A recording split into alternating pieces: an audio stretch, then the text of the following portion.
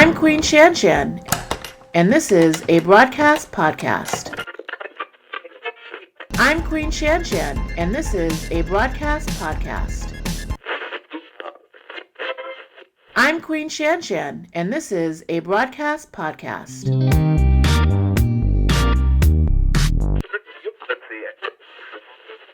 This is Queen Shan Shan. Good evening. I'll be your mistress tonight. Welcome to a broadcast podcast.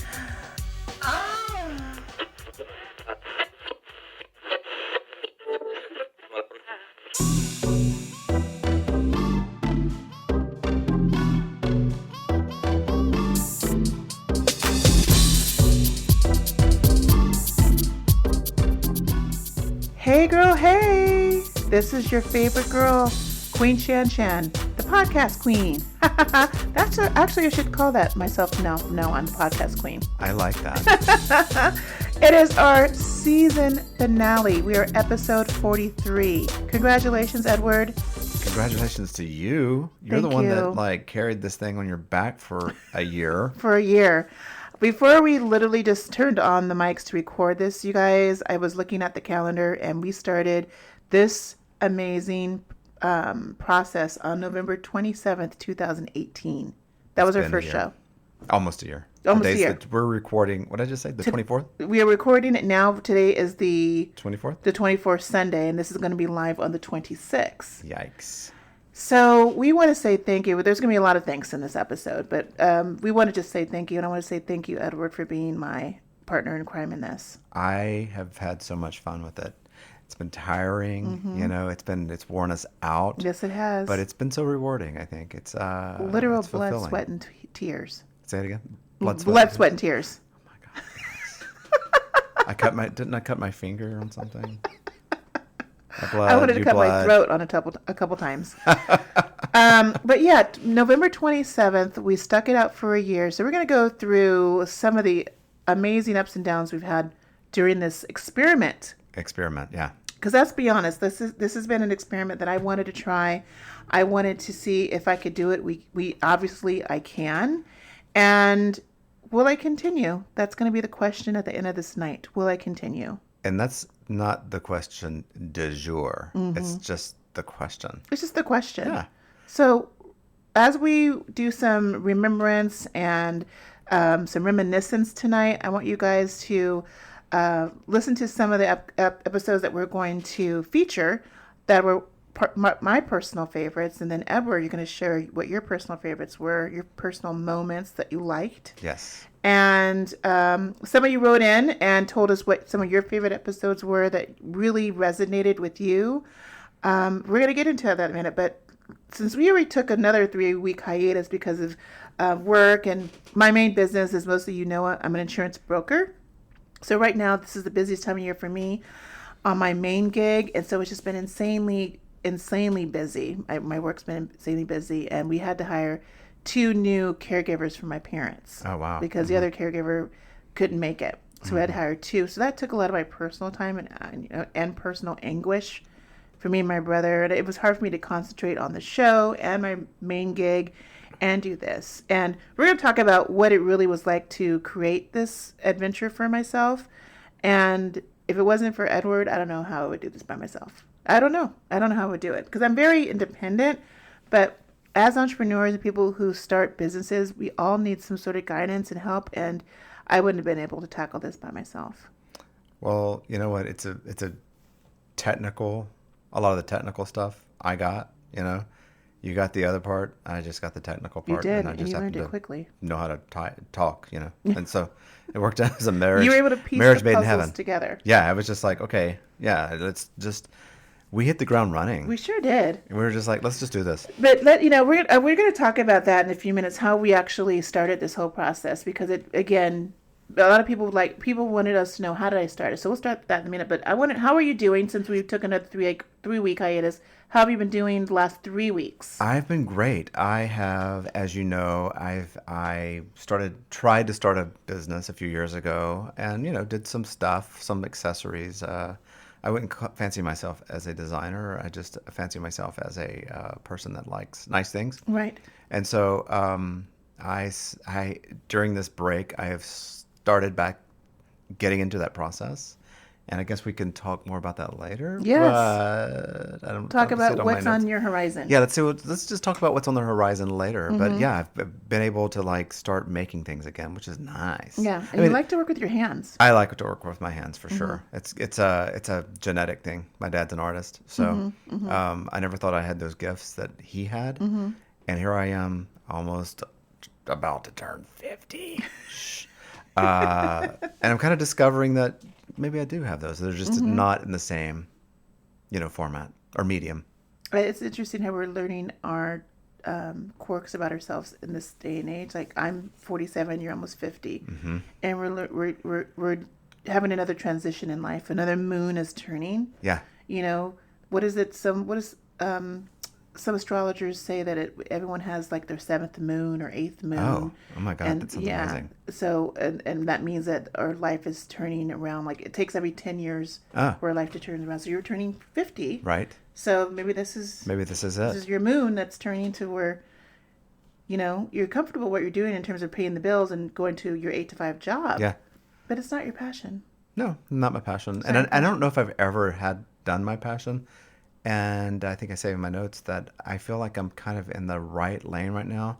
And look, I'm not trying to be, Louis Vuitton or anything like that. If that were to happen, that would be amazing. But I just want to do something that fulfills me, and to get kind of, I'm not going to get emotional, but to get philosophical about it.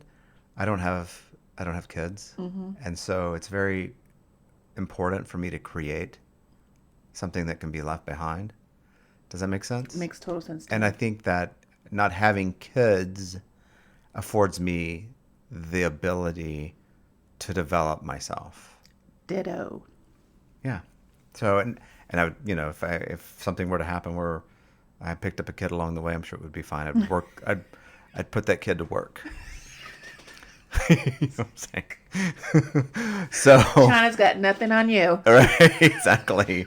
So, there you go. It's just like I am blessed to be able to find my gifts that I didn't know I had.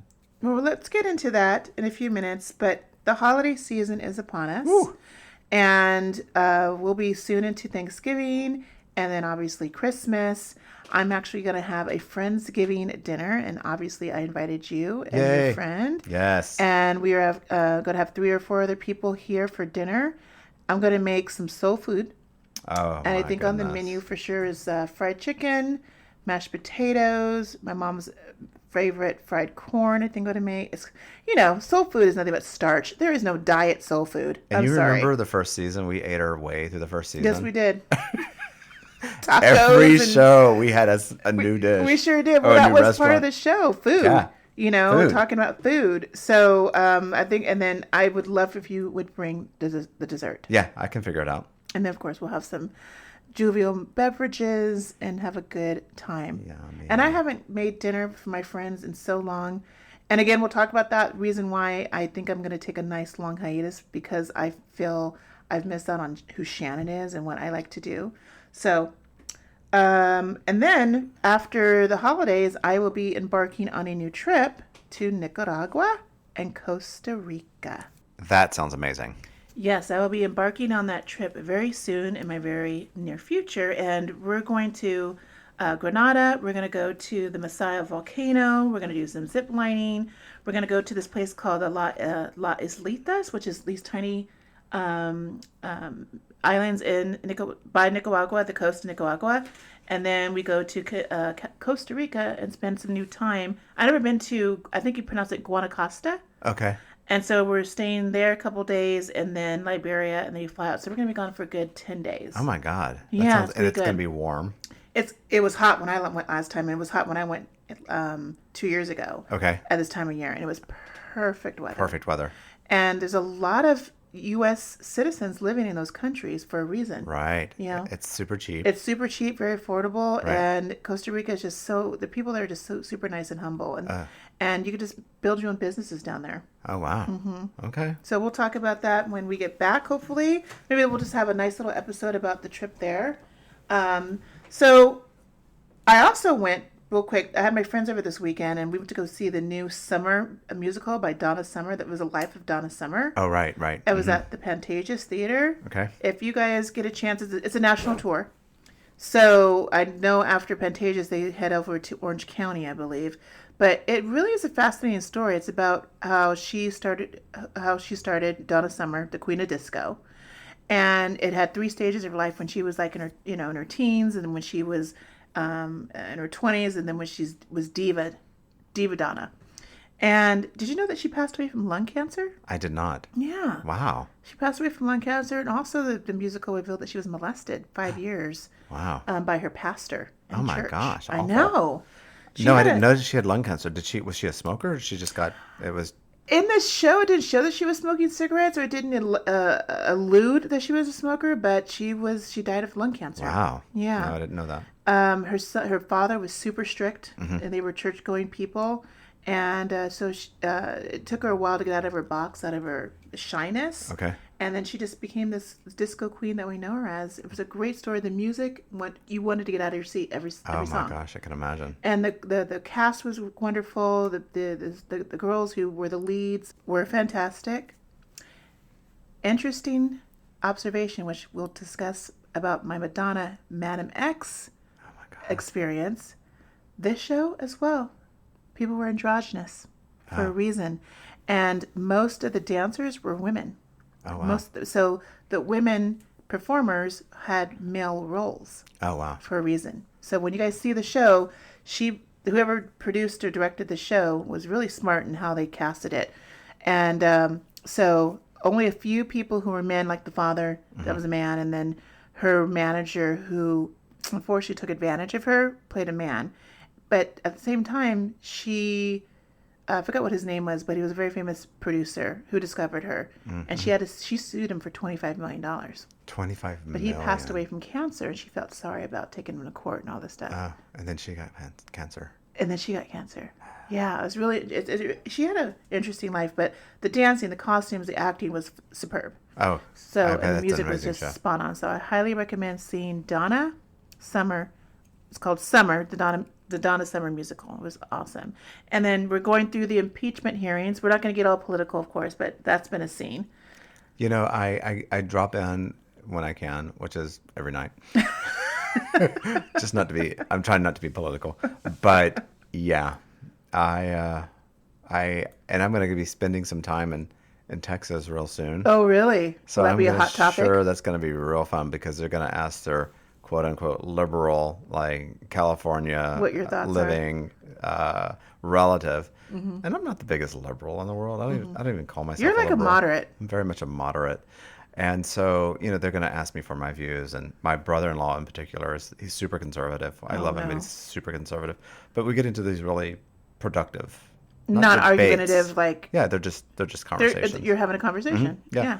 It's so I'm sure my brother-in-law and I will get into that conversation over the holidays, so it should be interesting. This Sunland guy, he has some tea to spill. He sure does. He has some tea to spill. Did you see that picture they took of him with his eyebrows like this? Yeah, Like, it's a meme now, right? it's a meme now. Like, bitch, I That's got all. some to tell you.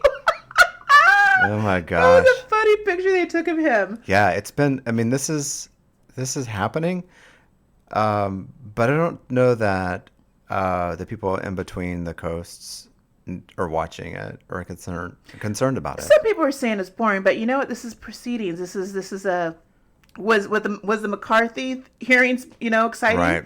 I mean, this is what you do when you are deliberating. It's like Yeah. being in a courtroom. And courtroom scenes is not, Law and Order. Nope, it's sure not. It's not.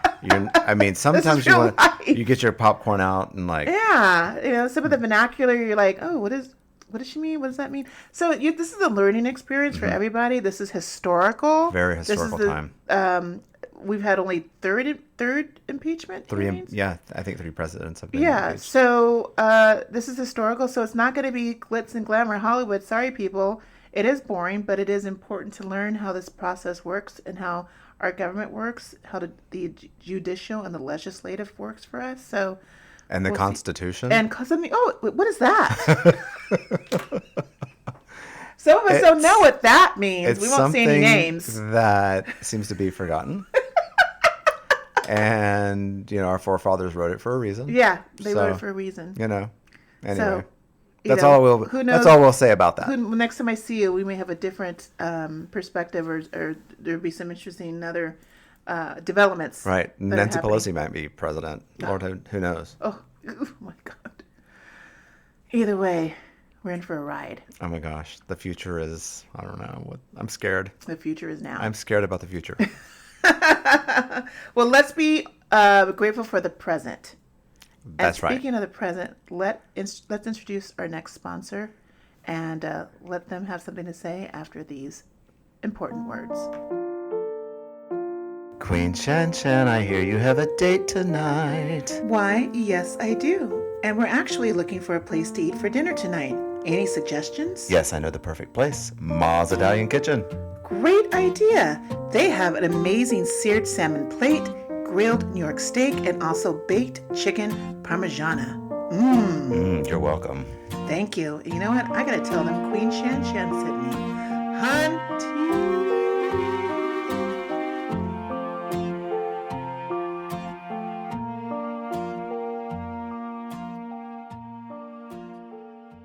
This is a perfect time, actually, Edward, to say thank you to Michelle. Michelle is a very good friend of mine who owns Ma's Italian Kitchen, and he was our very first sponsor. Oh wow, yeah, that's right. He stepped up. He saw the light. He saw the opportunity. When I asked him last year that we were going to start a podcast and we need sponsorship monies and sponsorship backing, he was the first one who said, "I'll be there right.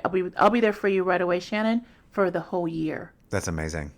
He wrote a check for me for the whole year. Wow. Yeah. So Michelle, thank you so much. You have no idea how grateful I am to you.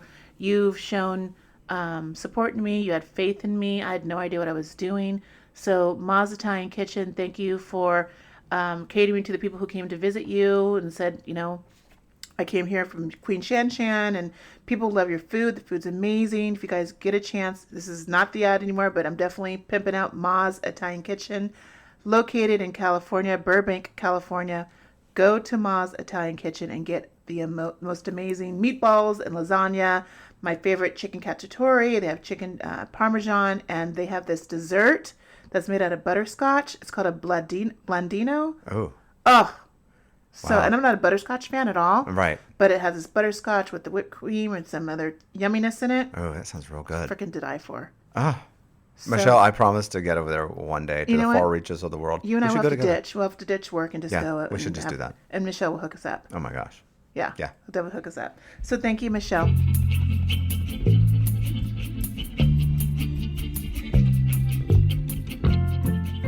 Cut to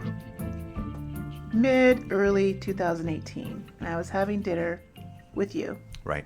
and your boyfriend Mm-hmm. and Haley and her husband. Correct. And I basically said at the dinner table, I'm thinking about doing a podcast. Thinking about doing something in social media. I didn't know exactly what it was, but I said I wanted to do a podcast. And Actually, I said you should do a podcast. I thought I said it too. No. What You did I wanted say? to do YouTube. Remember? Oh, YouTube and implement the podcast. And you guys all looked at me like I was crazy. All right, that's Yeah. correct. That's correct history right now. You guys heard it first.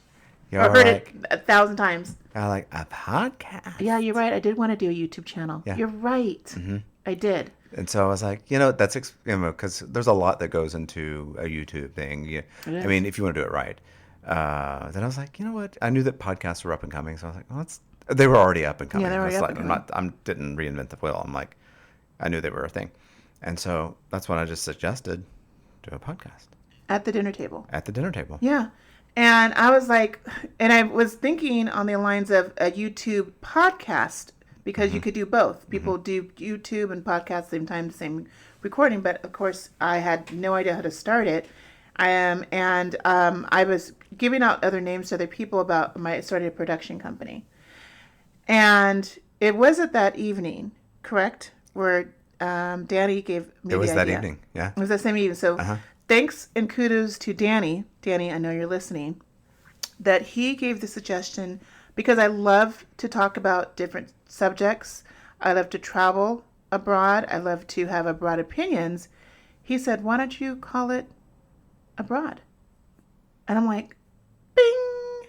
Like literally, the light bulb came on. A I'm like, double entendre. yeah, triple Triple, entendre. yeah. You know, because it speaks to so many definitions on who I am. Uh-huh. I am a broad. I'm a woman. Uh-huh. You know, back in the day, people were called broads. Uh-huh. You know, hey, you broad. Yeah. And it was demeaning, but now it's more of an It's kind empowerment. of a bossy. It's a bossy bitch. bossy bitch. That's me. And then again, the word abroad means I travel abroad, and I do. I've been to a lot of places around the world, and I have a big mouth, and I want to talk about what I see on this TV screens and what I hear in the music, what I hear about the magazines. What is the talk of the day? What's the tea? What's the gossip? What is culture? Not just my culture, but everyone else's culture. Why does that fit into the spectrum of life and how we think? You know, and that does obviously dabble into politics, but it could dabble into sex, which we spoke about this year. The topics that we touched on in just the small amount of time that we had, Edward, has been phenomenal. I mean, we've run the gamut We on run the gambit. different conversations from just talking about food that Mm-hmm. we love to like transgender women, you know. I know. You know, it's Our just- first show, well, before our first show on November 27th, you and I had about 4 rehearsals. 4 rehearsals. Yeah, we did have 4 rehearsals. We had before we went live. about the equipment to practice on. We were dabbling with the technology for your editing. You wanted to make sure how that works because at that time you were using GarageBand. GarageBand. And- Didn't know. Didn't know that there was other stuff that you can enhance it, Right. which you found out, which was another program, which was Right. called, what was it called? This is called Logic Pro X, which is very advanced, and I had no idea what I was doing. You We had bought a it lot on of- your own. Yeah, I bought it on my own. I said, let's just do this and see what it's like. I think it's professional. And then caused, right after we did that, we had some audio issues because I mean that's kind of an ongoing theme Yeah. because of the space that we're in because Right. it's live, and so Right. we're trying to do our best to get the best sound. But there were issues that happened. I remember particularly on Dr. Judy Bloom's episode. Sure was. We had bad mic issues, and I apologize for her for that. But there were some software things that were happening that I didn't know were I could correct, and I figured it out eventually. But yeah, it's been a learning curve. Speaking in that episode, Dr. Bloom, when that episode came out, people loved the 5-minute meditation Oh session right, you did. It was soothing. It was so soothing. So I've got people who say, I still listen to that episode just to learn or just to hear about the meditation part. It's so great. I think that was so Should complimentary. get her back to do a really good recording of it. And Yeah. Yeah. It's have her so- sell it that or was a something good- to like get a little app. That was our beginning of season 2. Yeah. Yeah, that was the beginning of season 2. Season 2. Mm-hmm. Wow. Seems so long ago. It does seem so long ago. Isn't that crazy? I mean, we've been on a wheel, and Yeah, it's we been have. like we've been little hamsters just going. We have. So with that being said, so that dinner set off my wheels in motion in terms of getting things together and telling people about that I wanted to do a podcast and a YouTube. And with that being said, I went to my web guy who does my insurance side of my business, and he created my production platform in terms of social media. So we called it A Broad Productions. And then created abroadproductions.com, and I created my Instagram, my new social Facebook page. I created a Twitter account. I created obviously Gmail from there, and started just reading on how podcasts start. And then I started the actual platform on Lisbon, which is a very popular podcast creation site for a lot of the popular podcasts today, artists who use it. Very affordable. So again, Which for you, it was, that's for me, starting, I had no idea. I know. Like you took that and ran with it. I took it and ran with it. It was I did it at night and learning how it was a how-to. There was tutorials on YouTube on how to do it. But the whole congratulations to Lisbon. Hope you're listening, Lisbon. Thank you for making it seamless.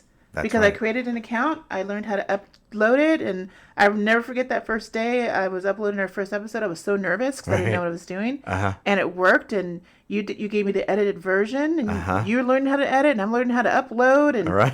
how to broadcast. It was such a crazy experience, right? It was a crazy year ago. experience, and it was like I remember the first the first episodes that I was editing. I'd say probably the first season.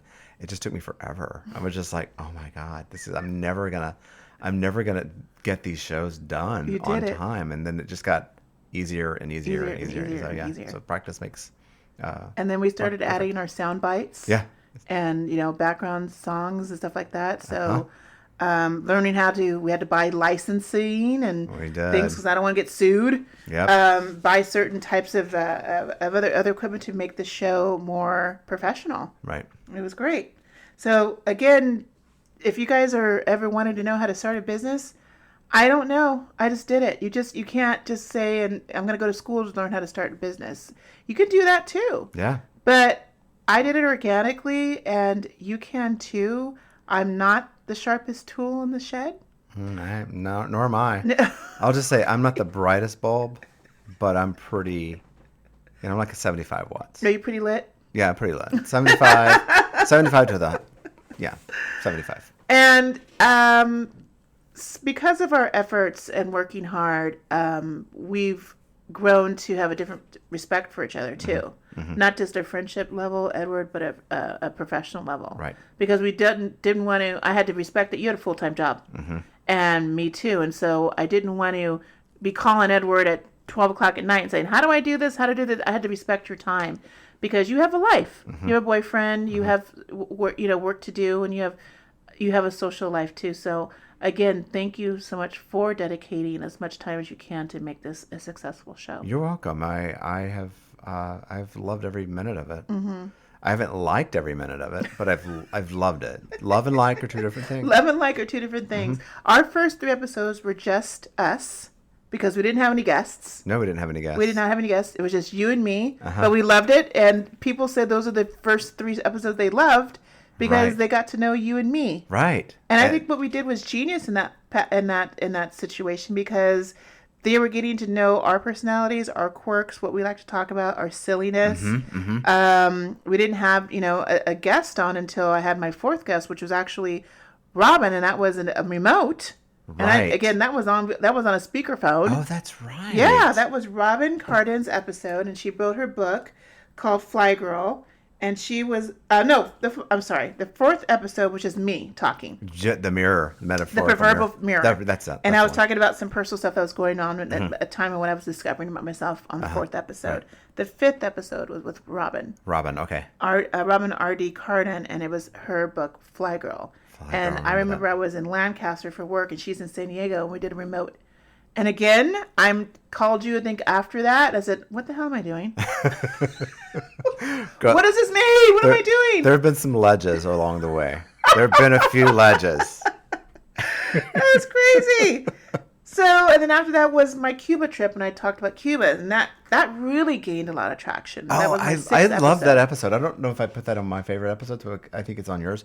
But I did like that. I liked making the music for that. Yeah, for sure. it was good. Yeah. And then I had my first YouTube video on Cuba. My Cuba trip is on YouTube. So if you guys get a Right. chance, go to the A Broad Productions or A Broadcast podcast website on YouTube, and you guys can check out my vlog on Cuba. Do you know the one? I mean, I remember several things from that show, but the one thing that sticks out most to me that you said on that episode was when you arrived to Cuba, people's luggage was coming off in like Ziploc bags. They were and coming stuff. off in Ziploc like, bags, Like they I'm not don't kidding. have the money to like Yeah. get nice stuff. It there. was the first thing I realized that I'm not in Kansas anymore. right. Yeah. We're not in America. This is a whole different ball of wax. This is a country that's poor. And when you have people who are on the plane getting their luggages in Ziploc bags, taped plastic bags, and then making makeshift handles from the plastic Right. bags, you're like, wow. You know now how grateful. And we it took should us be. 2 hours to get our luggage. We Right. thought our luggage was lost. Right. But they were like, nope, welcome to Cuba. There's no sense of urgency in this None. country.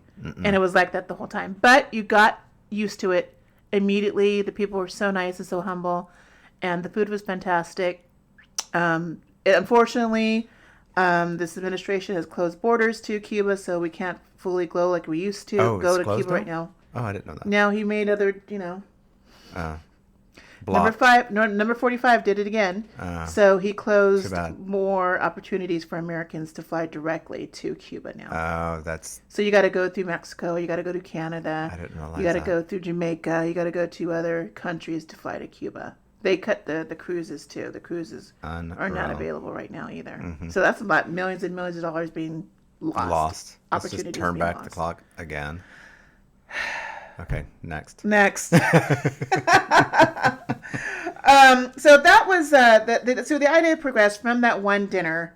And thank you again, Haley and Chad, also for being there too. Chaz, for giving the idea and being supportive and also being on my show. She was on my show with also She Rick. was. Right. That was the episode in April, I believe, right before Coachella came out. And that's when I had this side. Well, I guess this is a side gig too. But I remember I was out of town. Oh yeah. I was out of town, and Danny stepped in. You were working on a film. I was working on a film, and Danny stepped in to do that. And so sorry, Haley, that I missed you on that show, but you did fantastic with that. Real quick, can we talk about Danny real quick? Yeah. Danny, again, I know you're listening to the show. I want to say thank you for stepping up to the plate when we needed you, because you provided us a location that was so amazing. We're not going to say where the locations were. There's secret locations, but you provided locations for us. Look, and he must know that we're talking. He's just calling. No, he just texted. His ears are burning. I know. Because we're talking about him. How funny. But he provided us a couple of great locations because I wanted some guests that we had to have a nice professional feel to it, an actual studio effect. Mm-hmm. So Danny, thank you very much for that availability. And he did come in a couple times as a producer. He did. He actually gave us some content to talk about. He did. He gave me some constructive criticism that I took. Right. Absolutely, because he works in the entertainment field as well, and he has some worthy opinions. Right. And he's your partner. He's my partner. He's your partner. So Partner in crime. And he was actually on the show as a guest. And he was he was episode 7. No, he was episode 8. Miseducation of a Smirk. And that was when those kids were making fun of the Indian. Yeah. And on the Washington At the Capitol. Mm-hmm. And it was a Lincoln huge. in front of Lincoln Memorial. Yeah, I think it was. Lincoln Memorial. And that was a big Hollywood balloon because Danny is a teacher. He had something to say. Yeah, it was. And he said it was a good show. He said it remarkably. Yeah. So thanks again, Danny. We appreciate friends who reach out. Right. Yeah. And we're going to talk about that. Takes a village. It does take a village. It does take a village. So, speaking of villages, we have over 35 countries, Edward. Oh my God. Now, That's let's go back to crazy. November 27th, 2018. Okay. Did you when we were just expecting this country to listen to. Right. I wasn't expecting 35 other countries to listen to my we voice. literally had one mic. We had one mic. Like passing it back and forth, like the cartoons. And now we have 3 mics and a stand and all kinds of equipment. But yeah, 35 countries, including Cuba is listening, and Russia, to Pakistan, to Antarctica is listening to us. Antarctica, honey. Someone's listening to us in Antarctica. What the what? They're listening to our voice and my stupid opinions in Antarctica. And Antarctica. Oh my gosh. It's the power of the internet. Imagine like some like building just surrounded by penguins, and the penguins are listening to. The penguins are like, They're like, huh? What did Queen Shenzhen What say? did she just say? What did she say? No, Okay. she didn't. No, she didn't. And we have now officially over 7,100 downloads. Wow, that's amazing. When I looked at the stats the other day, I was like, wow. They're up and coming. A lot has grown in our They're little growing. hiatus. Yes, and I was, over the past week or two, I check in on the stats, and like I'm surprised to see the number of shows that you wouldn't think get the hits that are getting the attraction. hits. Or Yeah. getting traction. Yeah. Yeah. It's Because people are dialing into the shows that we release, and then they're checking out the rest of our catalog. Yeah, that's what it So is. that's what I think they're doing. So they're clicking on, well, let's look at that See what this is episode. about. Let's listen to that some episode. intriguing titles you have in there. They're my intriguing titles. But you actually helped too, and Danny again gave me some great ideas for the titles too. That was wonderful. So let's take another break. Okay.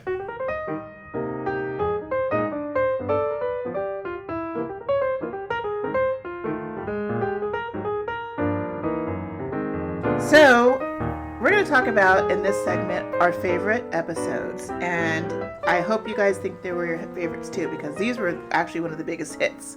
Like, they garnered 300, 200 episodes, you know, Downloads in a few whatever, weeks. listens, whatever you call that stuff. Mm-hmm. And I definitely want to give praise to the Billy Francesca's episode. Uh-huh.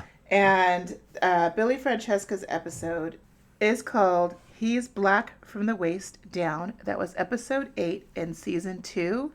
Billy Francesca is a really well-known LGBTQ community leader, comedian, stage hostess with the mostest. He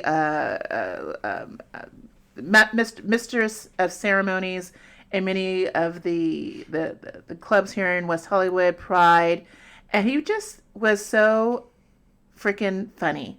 And real. And so I want to say thank you to Billy for being on the show. He has a presence about himself when he comes and sees you, and he's just your regular Joe with opinions. Mm-hmm.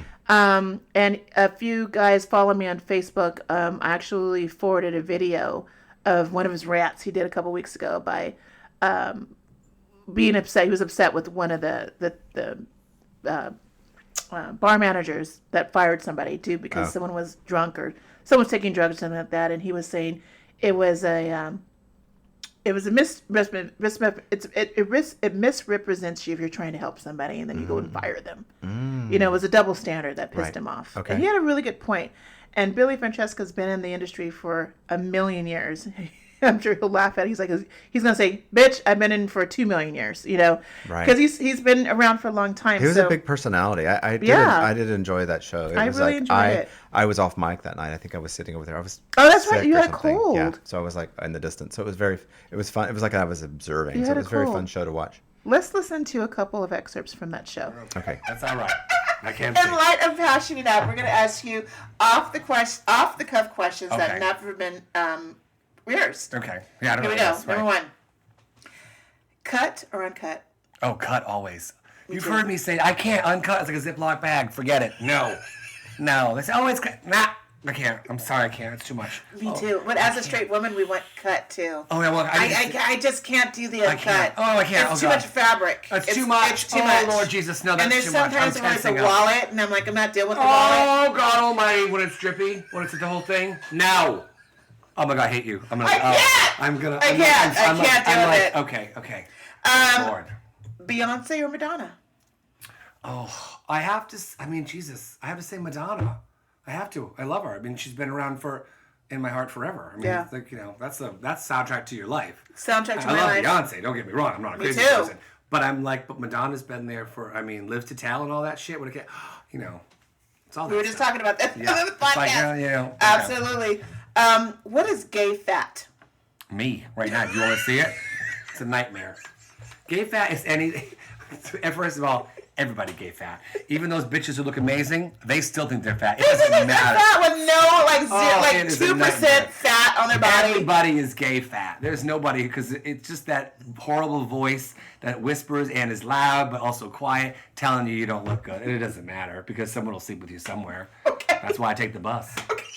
I'm just kidding. I would never take public transportation. I'm not that stupid. Okay, sorry. Girl. Wait, what makes you cry? Oh, God. Well, I cried, but I've seen the movie a million times. I cried at the movie Life Aquatic, but I love... that's with... It's Bill Murray's in it. It's... yes, what Wes the hell? Anderson. Wes Anderson. I watch all of Wes Anderson's movies, but there's a moment in that movie where, I don't know if you've seen it, it's like a spoiler alert, I guess, but he sees the fish that, like, ate his best friend, and he's like, I wonder if the fish remembers me. And I just think that's so beautiful, because it's like, you know, it's just like... Do these things that happen in our lives, like the other person, is it there the same way it's there for me? And I'm like, oh my God, that's so beautiful. Because this giant fish in the middle, I wonder if he remembers me. Like, how would the fish remember me? How would the squirrel know not to dig in my plants? Does he know? I'm like, it's that wonderful sort of weird connection thing. And that made me tear up. But I also had like a case of vodka, so I don't know. Could have been that either. Could have fucking been that too. What makes you laugh? God, what makes me laugh?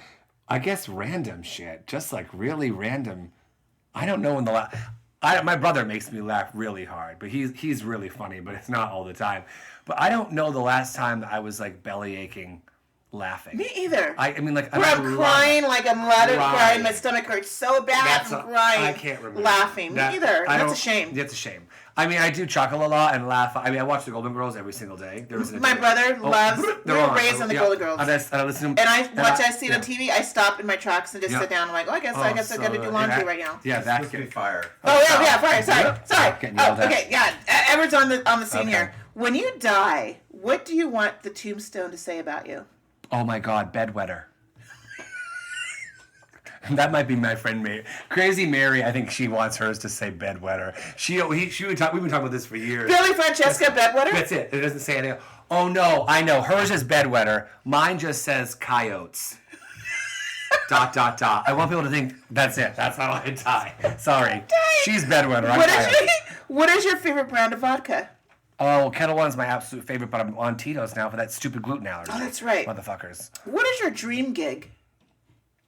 I guess my dream gig would be something like the Academy Awards or one of those things where I just walk out and I'm like, hey, bitches. And like, because I mean, they wouldn't know what to do with it. And I don't think they could stop me because it's live. So they'd have to continue. All right. Yes, ma'am. Fuck, marry, kill. We do these. I don't never know what they're so difficult. Okay, go. Oh, God. This is really difficult. Okay.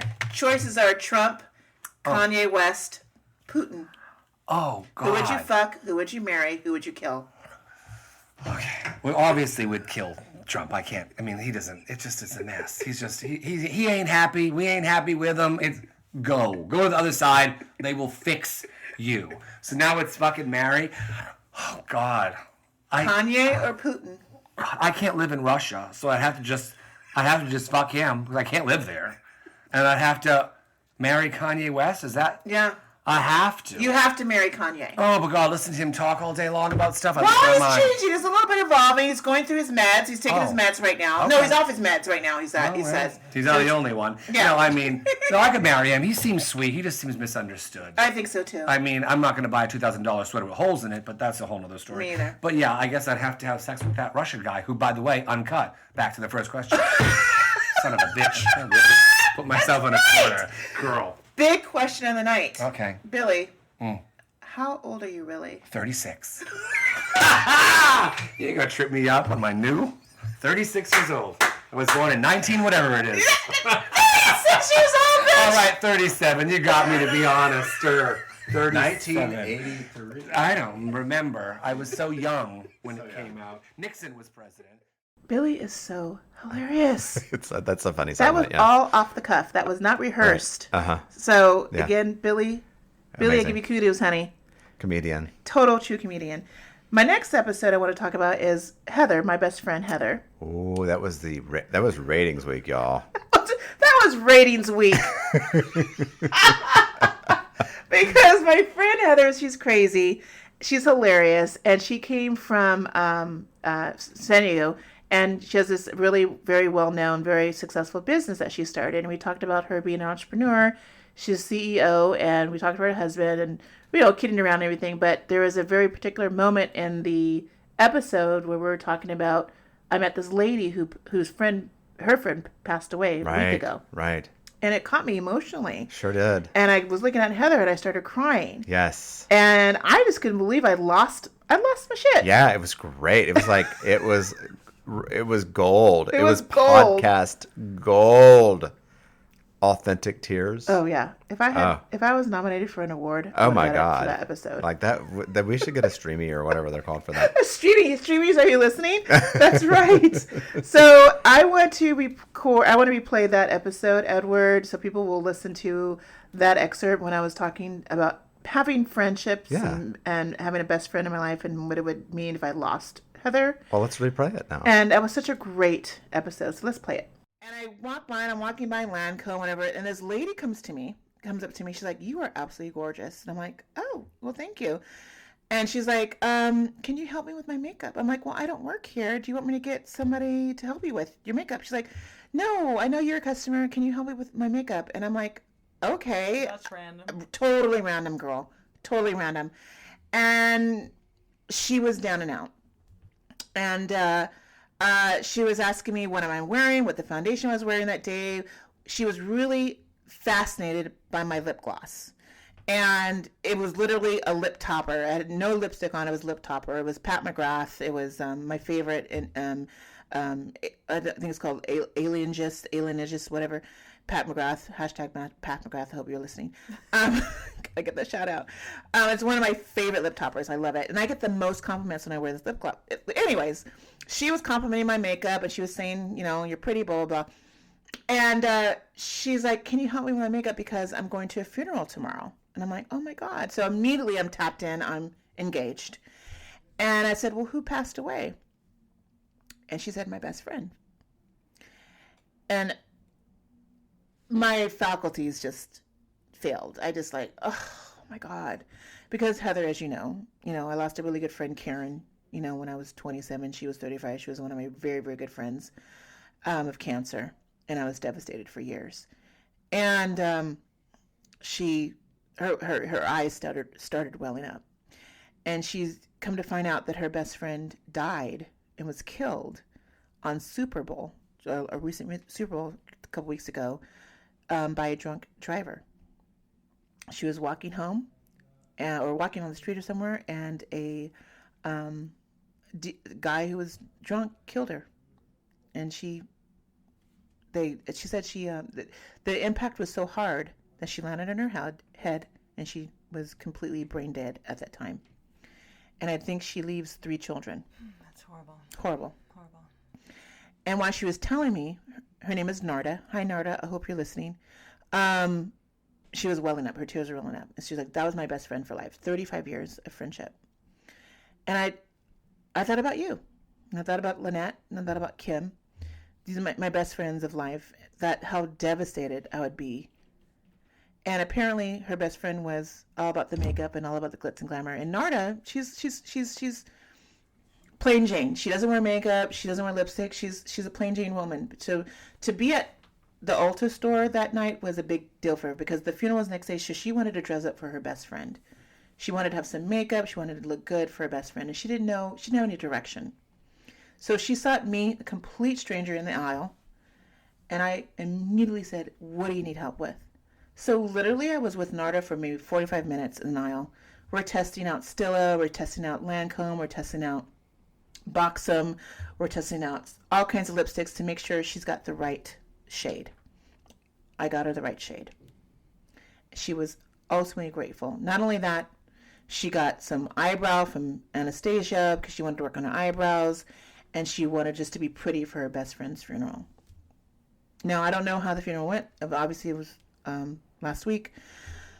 But I wanted to say, my point is that when we have our best friends, when we have our sisters, and, our brothers, or our boyfriends, or our friends that we call family, that when we have this immediate connection with people that we call our sisters, you're my sister, Heather.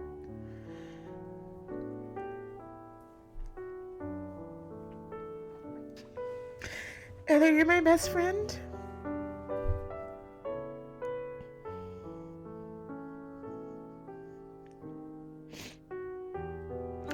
I was there for your son's birth. I love Mason very much. Most of you guys don't know I could not stand Corey, her husband. Dude, no. Oh God, that's another episode, honey. So that was the episode. It was called The HBIC's Happy Hour with me and Heather. It was episode 12 in season 2. And I'm crying now. I know. You guys check it out. That was some real tears. It was real. It was real tears. I'm wow. serious. Good show. Yeah. The other episode I want to talk about, and we'll definitely talk about what you like too, Edward, of course, is Kendra Waldman's episode. Woo, honey. Girl. It was the masturbation episode. And it was called My Playdates with Laquifa.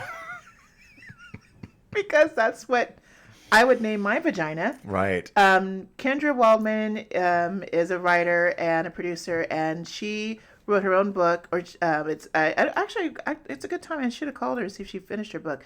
But she was writing a child's book for parents. It's not really a children's book, but it was a guide to parents on how to talk about masturbation to your children. Right, and not berate them about it. It's such a taboo subject. It's very don't taboo. let it fool you. It's much more academic than what it sounds like. Just masturbation. And she named her vulva.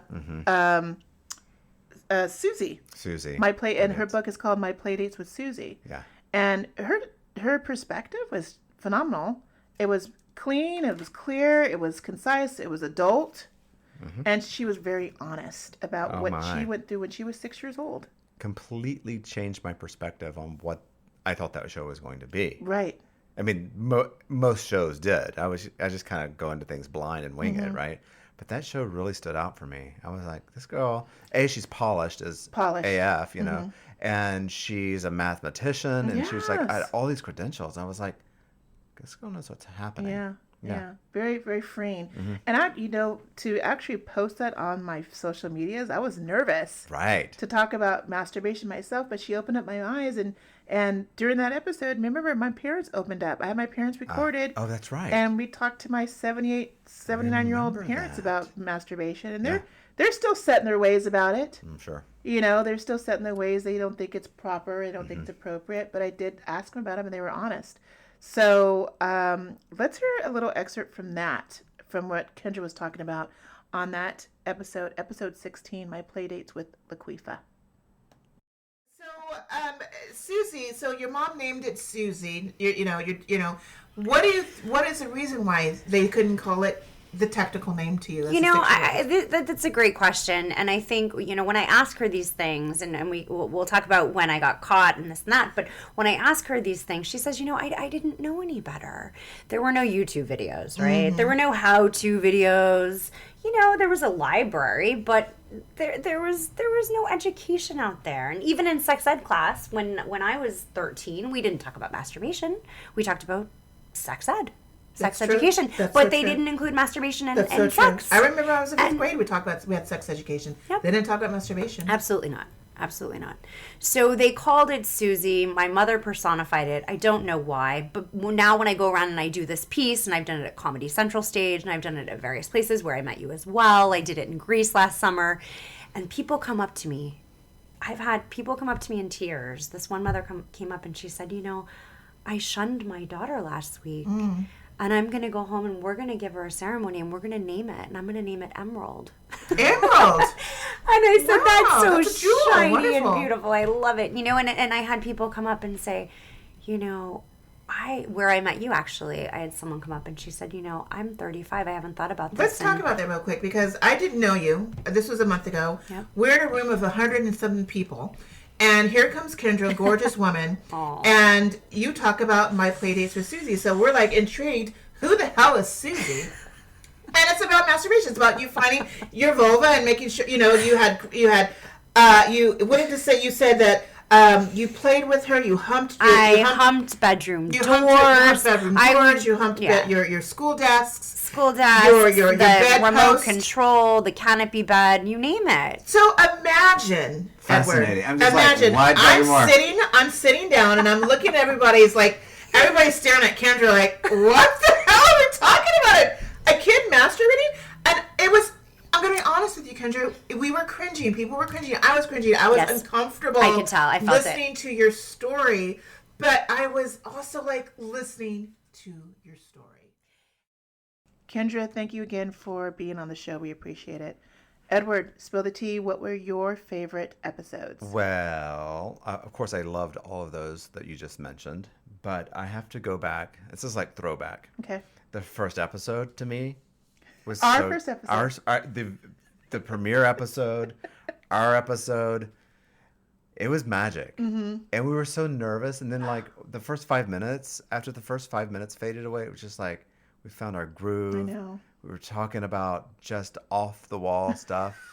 It was just, to me, it was so organic. It was. We introduced the Madonna Minute.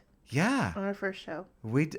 Should we play our first Madonna Minute? Oh my God, we should totally do. And versus what we're going to talk about tonight on this show, what I experienced at the Madame X. Okay. What has preceded to that. That's an interesting Good thinking, Edward. Let's play it now. See what happens. Yeah.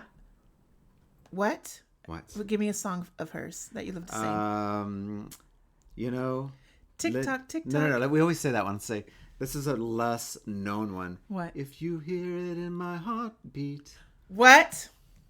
I mean, come on. That's from Pharrell's album. Yes, it is. He did that for You her. hear it in my heartbeat.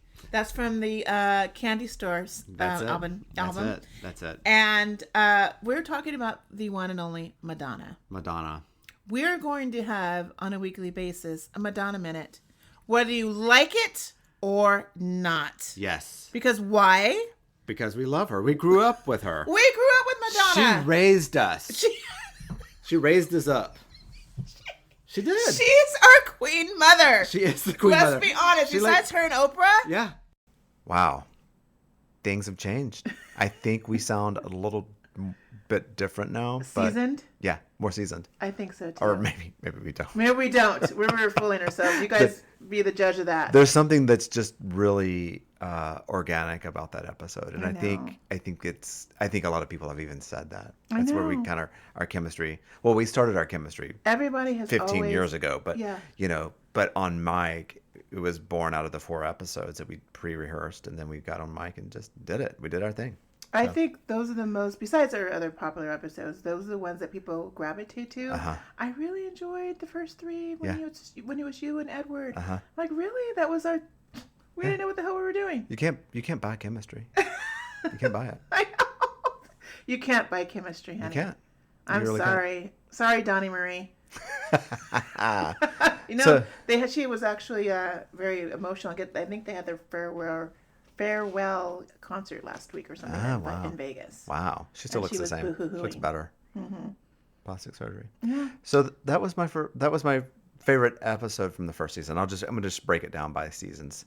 So the second season was, ironically, of course, just us again. My favorite from season 2 was Queens Are Born in April. Because It was just me and you. just me and you. We're, my birthday is April. Your birthday is April. We're a week apart. Yeah. Several but years I'm an apart. Aries. You are I'm a Taurus. You're a Taurus. Yes. But we were talking about just off the cuff stuff on that episode. Yeah, just kind of like what was happening in our lives and what we did for for our birthdays and what was coming in the next year. So I also think that was an episode where we were just also recapping what was happening in the last 6 months too when we started the show. And now we're 6 months later. Yeah. We did a true 360. 360. So that's a good show. I'm curious in what excerpt you're going to take away on that one. Let's take a listen now. My point is, Edward, you didn't naysay me. Right. Of course I did it. You didn't naysay me. Right. There are people in my life that naysayed me, that said, "Are you sure you want to do this? Why do you want to do this? Are you sure you want to do this?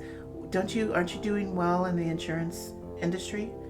Are you, I don't know if anyone said because I'm 46 years old. I don't know if they were thinking I'm too old to do this, whatever. But I got naysayed. And of course, my complex, my insecurity came into play. It reared its ugly head.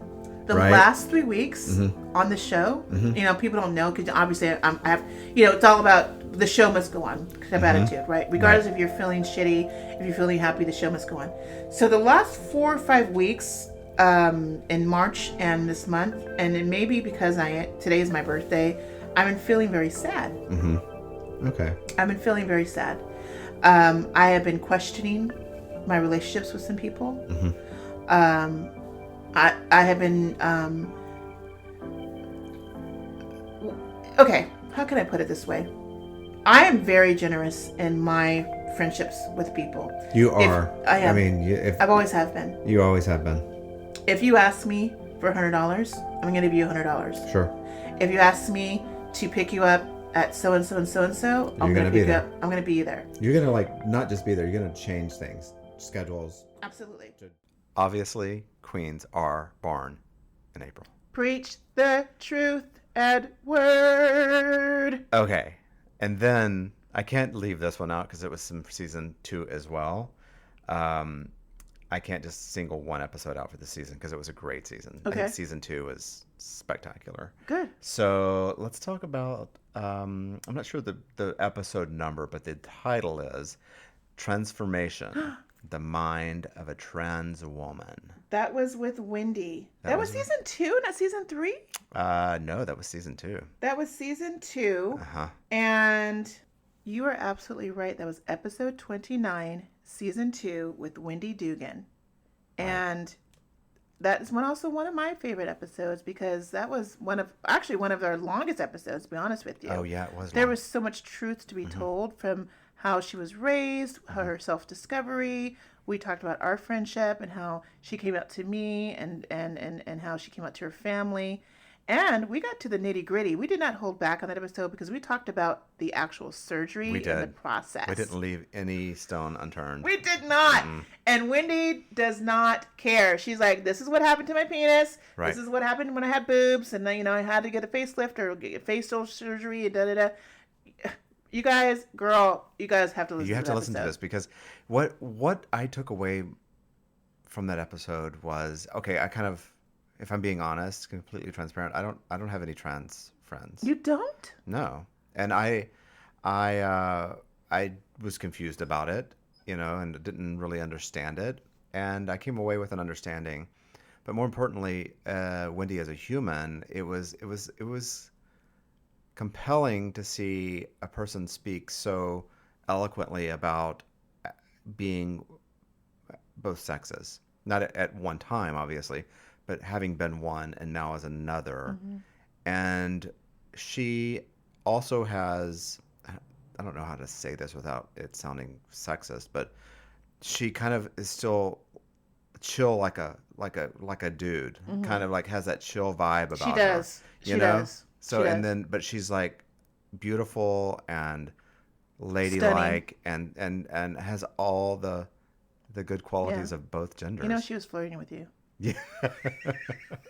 Wendy would be like, no, I wasn't. Yes, you were, bitch. You were totally flirting with Edward. Yes. Yeah. She was flirting with me, and I was Well, you're a probably good blushing looking, like you're I a am good now. looking specimen, Aw, Edward. thank you, Come thank on. you. Who, But that was who wouldn't want to so- flirt with you? Aw.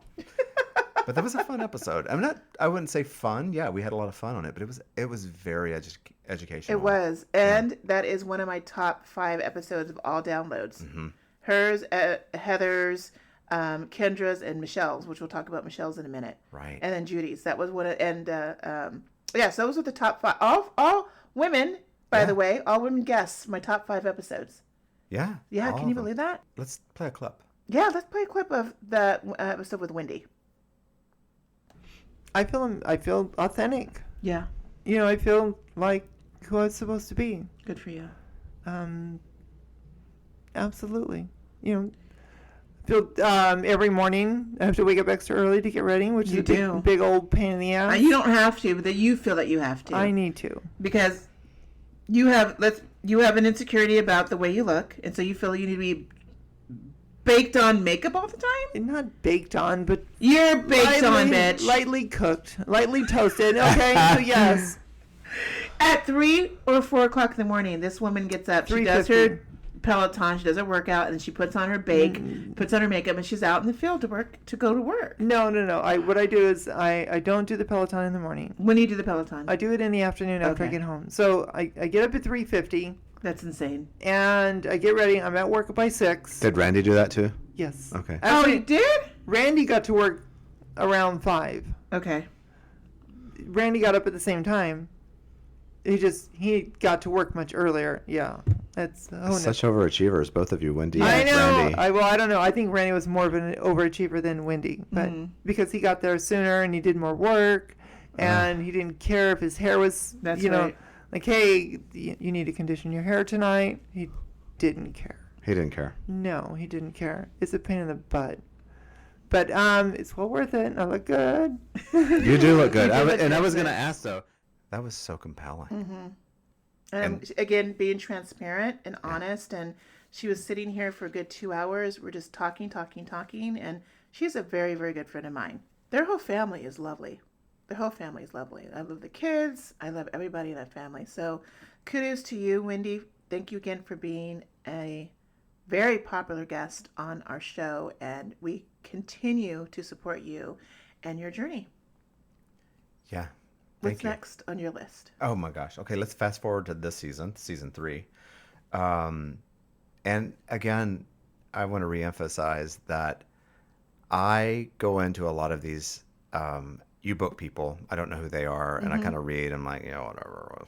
Okay, let's get through it. Let's set up. And, I thought it was going to be a snooze fest. and just get through it. So season 3. I'm not sure of the episode number. You'll inform us of that, but it's called The Emancipation Proclamation, and that was with oh goodness, Rodney Jack. Rodney Jack. Yes, Excuse me. that was episode Excuse 34. me, Rodney Jack.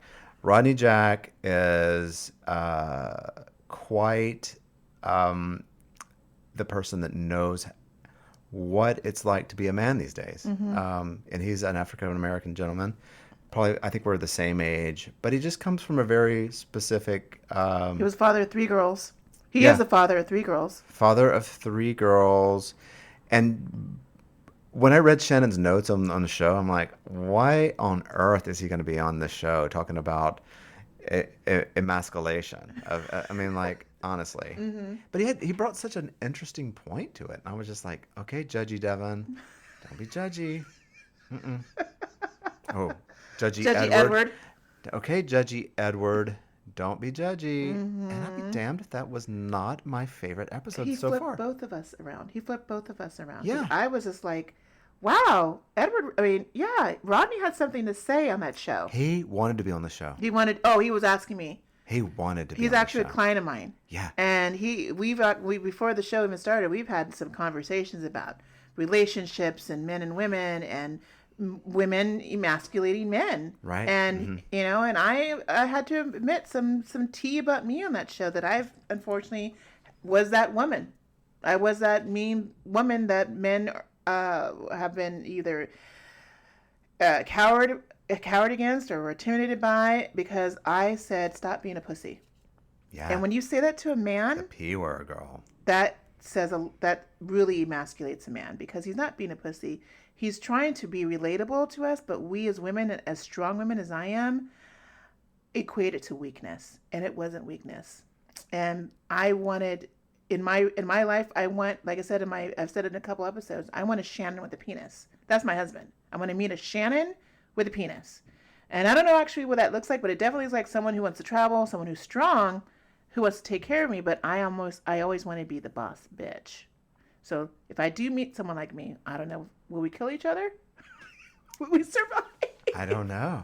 That's an interesting question. It's an isn't it? interesting question, and it was a question about just how men and women should treat each other, about respect.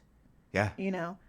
And just in general in life, and like how we just kind of like get along more and Yeah.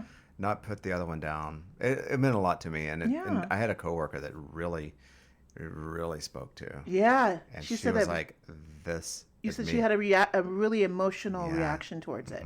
Yeah, so I definitely love that one, because it was like going to see that movie that you have no expectation Absolutely. about, and you walk out thinking like, that just changed my life. Yeah. We've had those moments at movies. Speaking of that, we're going to talk about some holiday movies coming up that I'm excited to see, by the way. Well, let's talk about that. We're going to talk about that in our next segment, some holiday movies.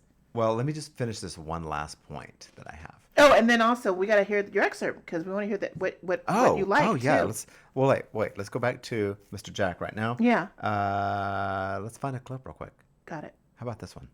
I told you not to do this, right? I see what you cannot. That's why you have a role and I have a role. When do you trust my judgment, right? When do you trust me as a partner? Right. So if you brought me here to be a man, or to be your man in partnership, allow me the opportunity to lead or to work with you and not against you. But if you came here to make it about your feelings, we're never going to get this off the ground. So, one final point I wanted to make, and I know that we've already acknowledged him. Danny, my partner, thank you for your emotional support, your professional support, all the support that you could have given me over the last year in this project, this, what'd you call it earlier, experiment. has meant the world to me. So thank you for the hours that I've spent away from you, because I the know world there's to been me. many. But I also want to acknowledge your episode number 8 and how important it was. It was called the Miseducation of a Smirk, and we just talked about it a few minutes ago. But that episode was educational, and that's the reason we brought you on the show, is because you are a respected teacher, and it was important to hear that from such a highly regarded teacher and educated man. So thank you for giving us that perspective. I loved his perspective because he comes as a high school teacher, and he sees the disrespect, unfortunately, that students have. And what was happening at that time with those children disrespecting an older man, regardless if he was Indian or American Indian, he was Hispanic, or it was even a black man. The point is that they were disrespecting your elders. Yeah. And that is the cooling spirit of our society. Unfortunately, children are not respecting people who are of age, do not understand that they have brought so much to this country, so much to their lives, and the children are taking advantage of what is offered to them now because of the hard work of the elderly people. Right. And that's what that pissed me paved off the about that way. whole situation. Yeah, and what was the takeaway? Danny was like, it could have been a teachable moment, and it wasn't. It wasn't. Yeah, It wasn't. it wasn't that. Let's listen to what Danny had to say about that subject. Great.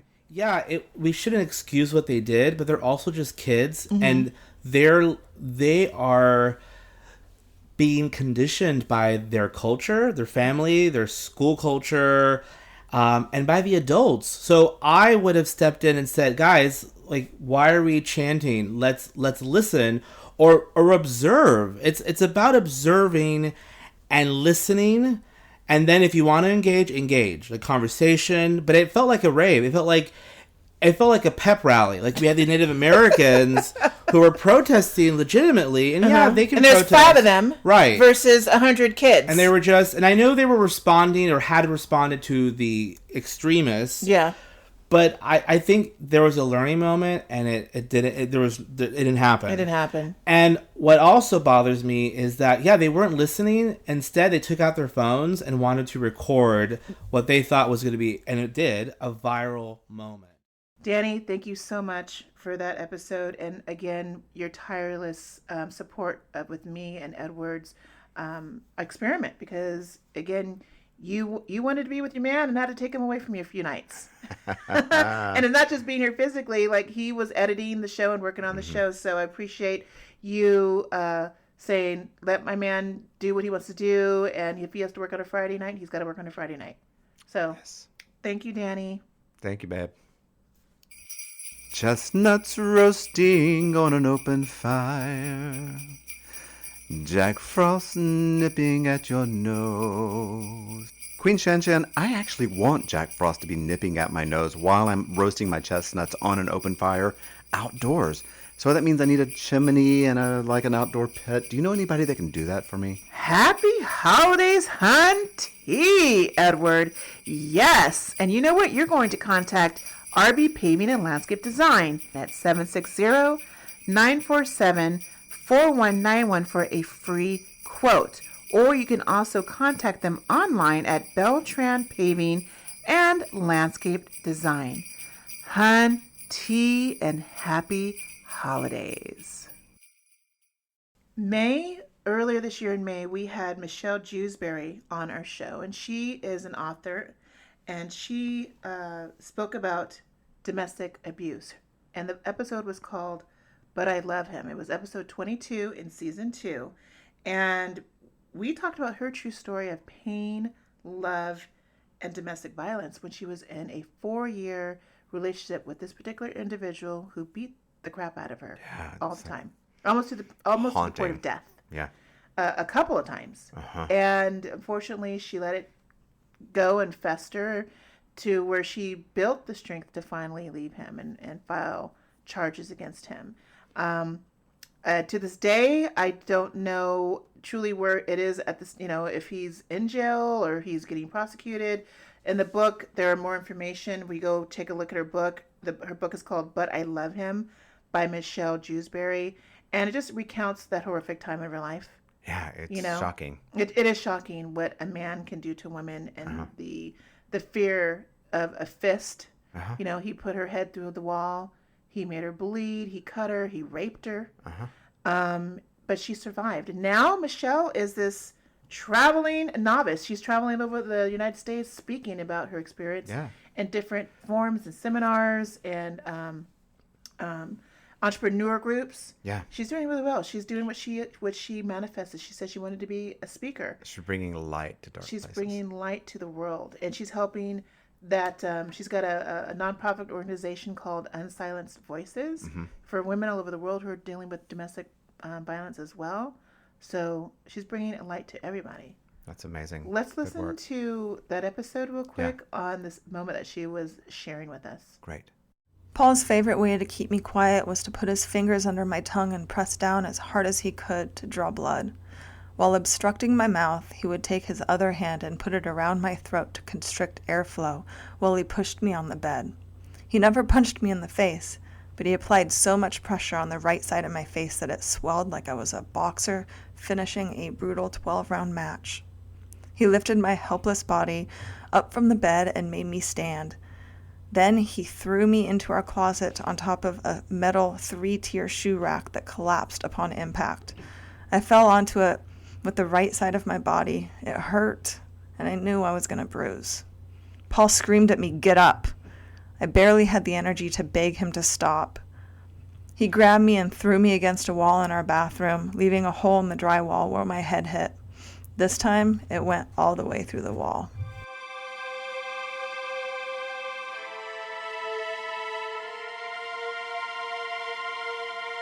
You know, we had a celebrity here on the show.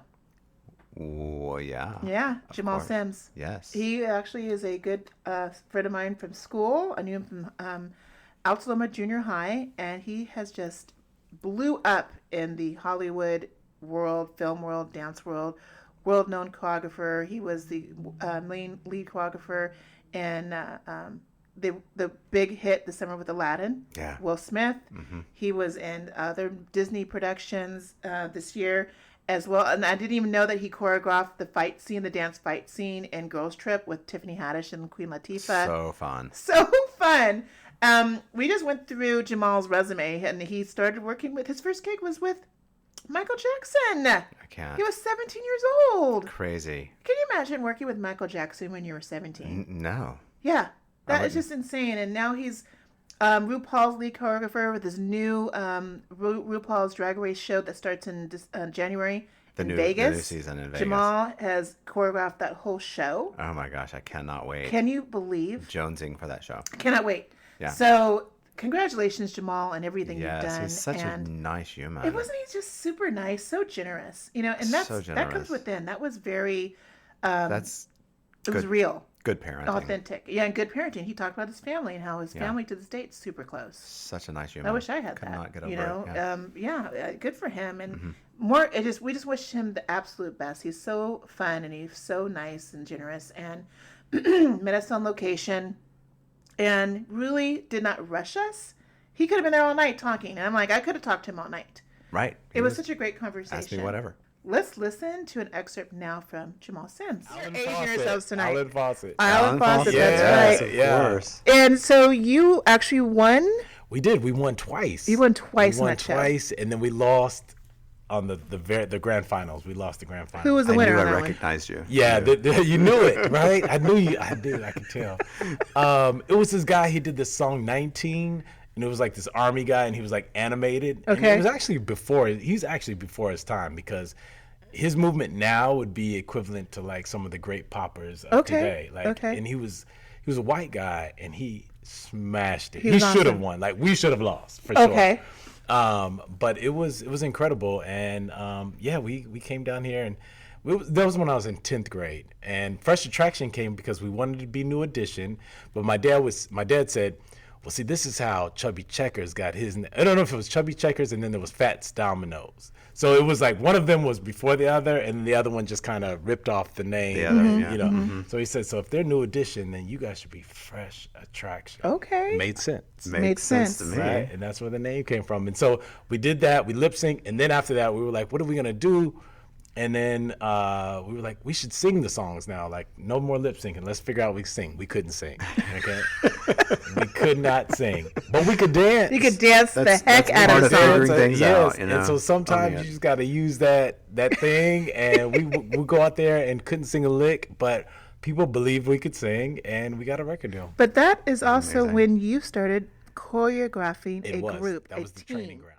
Speaking of celebrity, fashion celebrity, My favorites. CEO, just queen of herself. This is my celebrity. I know, this is your celebrity because you were just so excited to see her. Andrea Bernholtz. Love her. Loved her. It was Love so... her. The episode was so chock full, Edward, we had to make a two-parter. Yeah. It was our first two-parter. Yeah, and if you add the episode downloads together, she's the highest. I think she's the highest downloaded show. Yeah.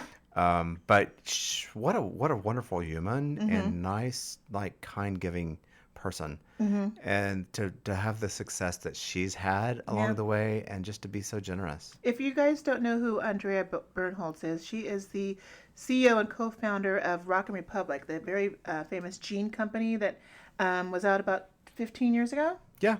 Or so. And she sold that for over $100 million or something like that. Some sick money. Good for her, girl. She Good walked for away her. with a check. And now She she's got starting, paid. Yeah, she got paid. She's now starting her very fabulous, exciting swim line called Swiminista. Yes, she's launched it. She's launched it already. Go to the website swiminista.com. And we talked about her organic starting, her very humbling start in the fashion industry, how she started Rock and Republic with her partner, her friend, and what transpired, and, you know, how she was, you know, didn't know what she wanted to do for a couple of years. And she said what did she say? She had to redecorated her kitchen or something for a couple times. And, and it was like, she was like, what am I doing with my life? Only so many things you can do to your house. Yes. And then she was working on her mom's house, and she's like, no, I need to do something with more direction. Yeah. So she decided to start her own swim line, and it's working swimmingly for her. The good play on words. I love that. She's right now in Hawaii as we speak, working on the line, and I've seen her a couple times at some events, launching her bathing suits. Yeah. So this episode, it was 2 episodes. It was episode 20 and episode 21, and it was called "Tell Those Fears to F Off." Love that line. It was part 1 and part 2. It's an actual quote from Andrea too. Yeah, she did say that, Yeah. right? She did say that. So we want to hear it? Let's hear it. Okay. It's really easy if you have a passion and a dream to follow it no matter what, you know, but if you don't, what are you doing? You're just, you know, paddling water. I didn't know what I wanted to do right away, but I worked my ass off. I worked so many different jobs. I was always working, and I was always having a great time too. Everything is perspective. You can be bogged down because you have all these jobs, or you can have the best time and make the most of it. And that's what I did. I make the most of everything. I try to turn everything that could be icky into, you know, smiles, and try to make the best of things. But I also think education comes from travel. Absolutely. Traveling is one of the best educations. I would rather see people go to school abroad when they're in high school for a semester or even summer semesters. Yeah. I think that is going to be far more beneficial than college. Absolutely. But there's an old, antiquated thinking about college, and it's very sad. And people feel like if their grandparents, you know, oh, my grandfather went to that college and my father went to that college and I'm going to go to that college, they feel like the college has a little seat waiting for them. Yeah. Right. And nowadays, apparently, that seat is waiting there, and all you have to do is pay for it. $500,000. It's very, very disheartening for the kids who try really hard and who want to come to America and really try. I mean, there's a lot of jobs corporately that probably are going to really benefit from having. And they require a 4-year degree. Yeah, that kind of education. I took a different path, and it worked out. But there's a million people, just like an actor or an athlete or this, the chances aren't super great. Right. You're not. You know, but also, if I went to college, it wouldn't have changed anything. Anytime we made a mistake and it cost money when we were first starting our business, we looked at it like, hey, this is our education. The last episode I want to discuss was Vicente Luna. Very good friend of mine. He's a comedian. He is the jack of all trades. I mean, the man is always working. It should be like Lunatica. Yeah. Lunatic. He was a lunatic on the show. he basically took over the podcast, which is appropriately named Bish Stole My Wig and My Podcast. It was episode, oh Lord, you said it was episode 25 in season 2.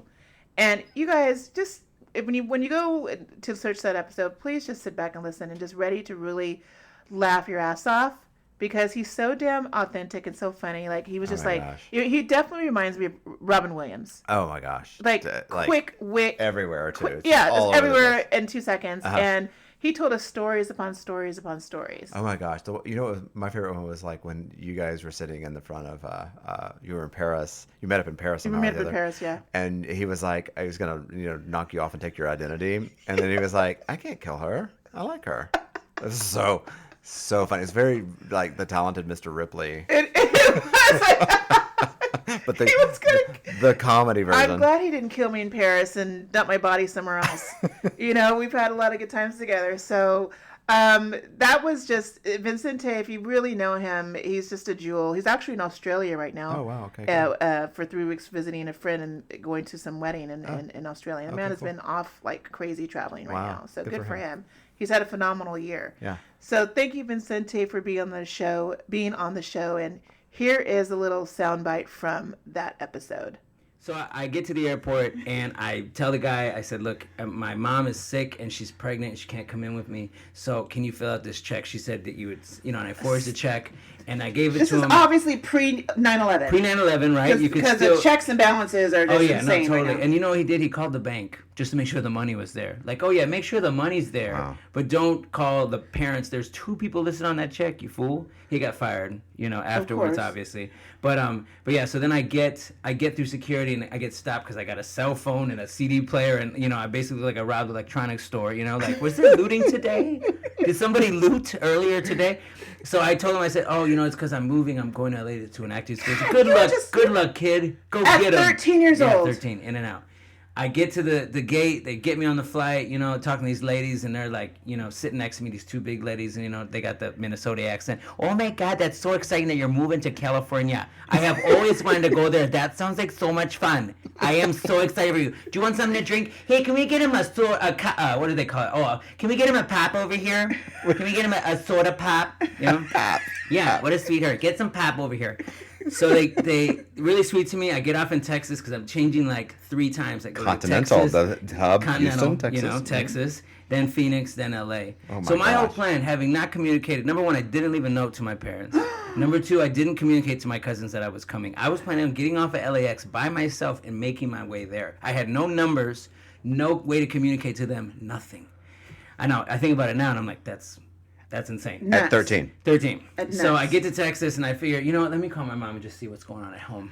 So she's I pull freaking out. Vicente. She's got the police. My godfather was one of the sergeants in the police department. Your poor mother. So she's got the police at the bus stations, the train stations. It looks like the window is taking out the screen, and because in Minnesota everybody has basements. So I lived in the basement, refurbished basement, and I climbed out through that way, and so it looked like somebody just kicked the screen in. And then just grabbed me and left, like it looked like a kidnap. I do feel bad for her. God, my bad, Mama. I can't believe it was your mom. Mama. Like Jean Bonnet style. You know I love you. You know I love you. No, yeah. So anyways, I go. So then fast forward, I'm in Texas. I'm calling Mom. Hey, how you doing? Oh my God, where are you? What happened? Where are you here? Mom, it's okay. I'm fine. I'm actually moving to LA, so I will be talking to you soon. You're kidding me. You get your ass back here. It's like, look, woman, don't mess with me, because I'm on my own right now, and nobody knows who I am. So, I could have just hopped on my next plane, but she talked to me for a while. I held her at ransom. I said, you move me to LA or I'm not coming back. She goes, okay, anything you want, anything, just give me back my son. It was like she was talking to the kidnappers, but I was both. Somehow. Oh my God, that's I was amazing. the kidnapped and the kidnapper. So she goes, she goes, give the phone to somebody. I give it to this lady, and this is like, obviously Texas country, Southern. And she's got like a braided beehive that goes like all the way up to the ceiling. Mm-hmm. Yeah, she's hilarious. And I go, here, my mom wants to talk to you. She goes, huh? Hello? Oh my God, ma'am. Oh, you are so bad. I cannot believe. Oh, you are bad. Ma'am, I am so sorry. No, we will take care of this right away. Don't you worry about a thing. And so then they had the security come over. They put me in this room and they had like snacks and sodas and movies and everything. And I was like taking my shoes off, put my feet up, getting comfortable. And I was like, excuse me, garçon, what's the entree this evening? Like just taking it on. You're full on 13. Loving it. it. I felt like it was my own little Home Alone. You were Home moment. Alone. Yeah, I was. You were definitely Home Alone. Home Alone New York vacation, but and somehow I ended up in Texas. So anyways, I came back home and Dead, everything. Dead I'm from London. Texas. Dead Watch Edward. out, watch Dead out, Edward watch is from Texas. Austin is great. Austin's terrible. And everybody, and then the podcast shut down. Shut down. Thanks. I went to school Thanks, in Austin, guys. so Yeah. I like it. So what happened next? So I was destined for LA. Like this was always the plan. It was a long-term thing, but it's so much easier to talk about your dreams and to plan for your dreams and to not actually go after your dreams. So I went down my roads, trouble with the police. I tried to do a little hood rat business for a while. Did you really? And then I came out of that and ended up working on a cruise ship for a while. And that really opened my eyes to the rest of the world. How old were you when you were working on a cruise ship? 21, Cruise ship. 21, 22. And how So- long? How many years was that? Oh no, just a couple months. Oh, Just a okay. couple months, Okay. and then unfortunately I was asked to leave because I always find a way. I was just telling a friend I just quit a job for the first time in my entire life because I always get fired. You always get I fired. always stay long enough to get fired. I'm gonna spill some tea, but you know what? All of my guests have been incredible, amazing people. I want to say at this time, thank you, thank you, thank you for traveling to here in LA, in my home, traveling to some of the remote places we had to record, battling bad traffic, parking, what have you.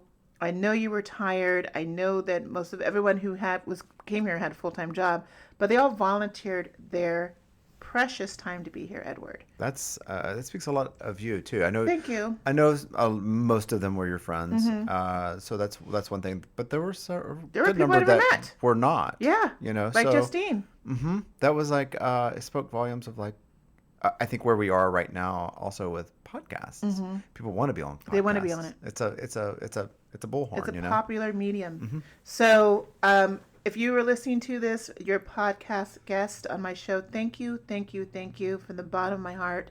You made this happen for me. You made my dream come true, and now you're stamped forever on a recording device. You belong to me now. I own you. No, just kidding. She owns the world. I own her voice. No, thank you again. And this wouldn't have happened if it wasn't for you. Your patience, your guidance, your generosity, all of my guests. Yeah. And you, of course, Edward. You're my guests for the shows as well. I am a guest. Yes. And I always feel welcome and Thank you. love to do the show with you because it's a worthy cause and I believe in you. So Thank you. Whatever the future may hold, it's always bright and blue for you. And blue. He's looking at my hair. Mm-hmm.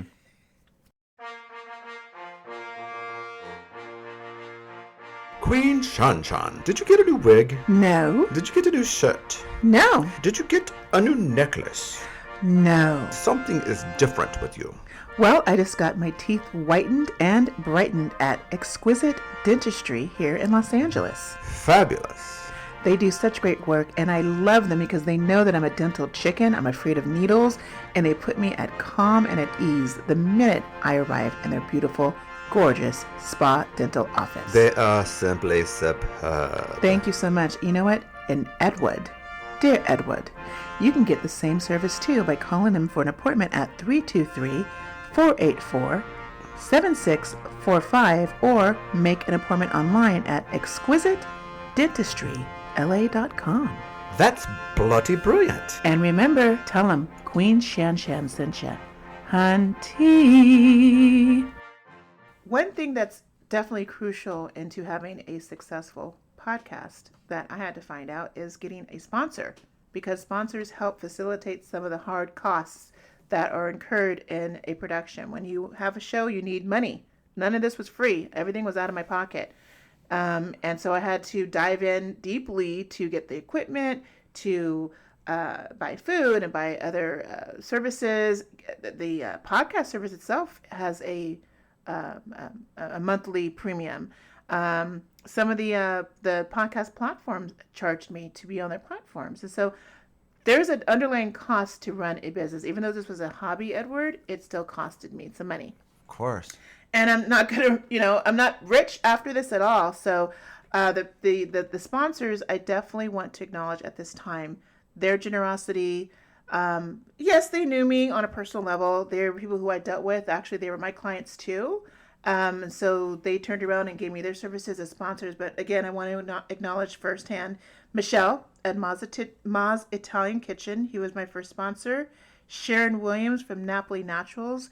Her store now, she has an official new apothecary in Leimert Park, and it expanded. So congratulations to Umar and Sharon for being... She has an apothecary? Yeah, she's got an apothecary. I just bought sea moss from her. The sea moss you put in your shakes, and I just started it. I've had the most amazing energy all this week. Oh my! You got to buy have it. To go there. It doesn't taste that great, but I put it in my shakes. I put it in. Oh, this is a commercial for her just now. Nothing. She makes her own great. sea moss, and it helps. It maybe even help me lose weight. We'll see. I've only been drinking it for a week, but I definitely noticed, Edward, my appetite has been suppressed. Interesting. From sea moss. Yes, it's called sea moss. And Okay. she makes it, and it also helps with energy. It helps with your skin, nails, hair, and just overall health. Okay. But she has crystals in her shop. She has hair tonics, skin tonics. She has all these teas, about all kinds of teas from her, and they make them at her shop. Wow. So, I need to go there. Napoli Naturals, congratulations.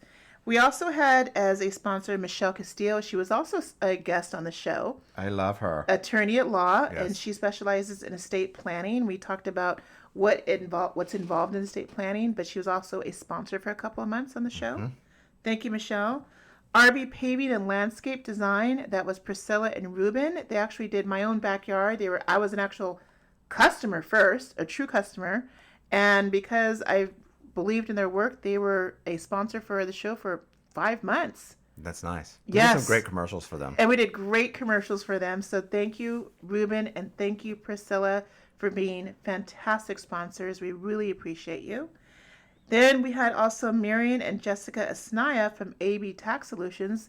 They're actually my bookkeeper, my accountant, and my tax people. Oh, wow. And they were my sponsors for a couple of months too on the show. I remember those commercials. Yes, remember rather those well. commercials? And then, of course, we had a recent Exquisite Dentistry, Dr. Alexi. He is a fantastic dentist, and his spa dentist office is fantastic. I actually see him in a couple of weeks because I had a root canal. Ooh. Ugh, this root canal has been a bear. The bite's not right and everything, but I think it's now getting better. Okay, good. But he's been so patient with me because I hate dentists. And I don't hate him. needles. He's amazing. I hate needles. And he definitely makes me feel so comfortable. And those commercials are truly inspired by the truth because I am a dental chicken. And I asked him to be a sponsor. And for some reason, he just said, yeah. Wow. Right away. Good. So he's been a sponsor for a couple months on the show. So thank you, Dr. Alexi, and your staff for being incredible to me. Amazing. The Yeah, power 'cause of the I mean, ask. I sometimes go in the office super grumpy because I just don't want to be there. I just don't want, I'm so over working on my teeth, but teeth are important. The windows to I don't know. Is it the windows? No, those are eyes. The Are eyes. intestines. I don't know. Anyway. Those are eyes, Edward. But the grill says all about you. So if you have a horrible grill, you got to watch out. Better watch out. You got to watch out. So once again, acknowledging my fantastic sponsors. Thank you for your time. Thank you for your money.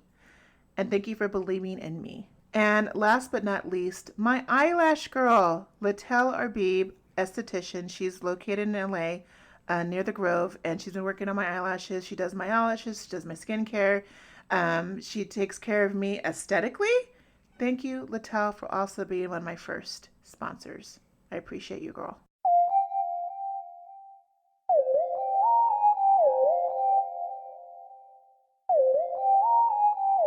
While we will start to wrap up this episode, we want to talk about things on the horizon.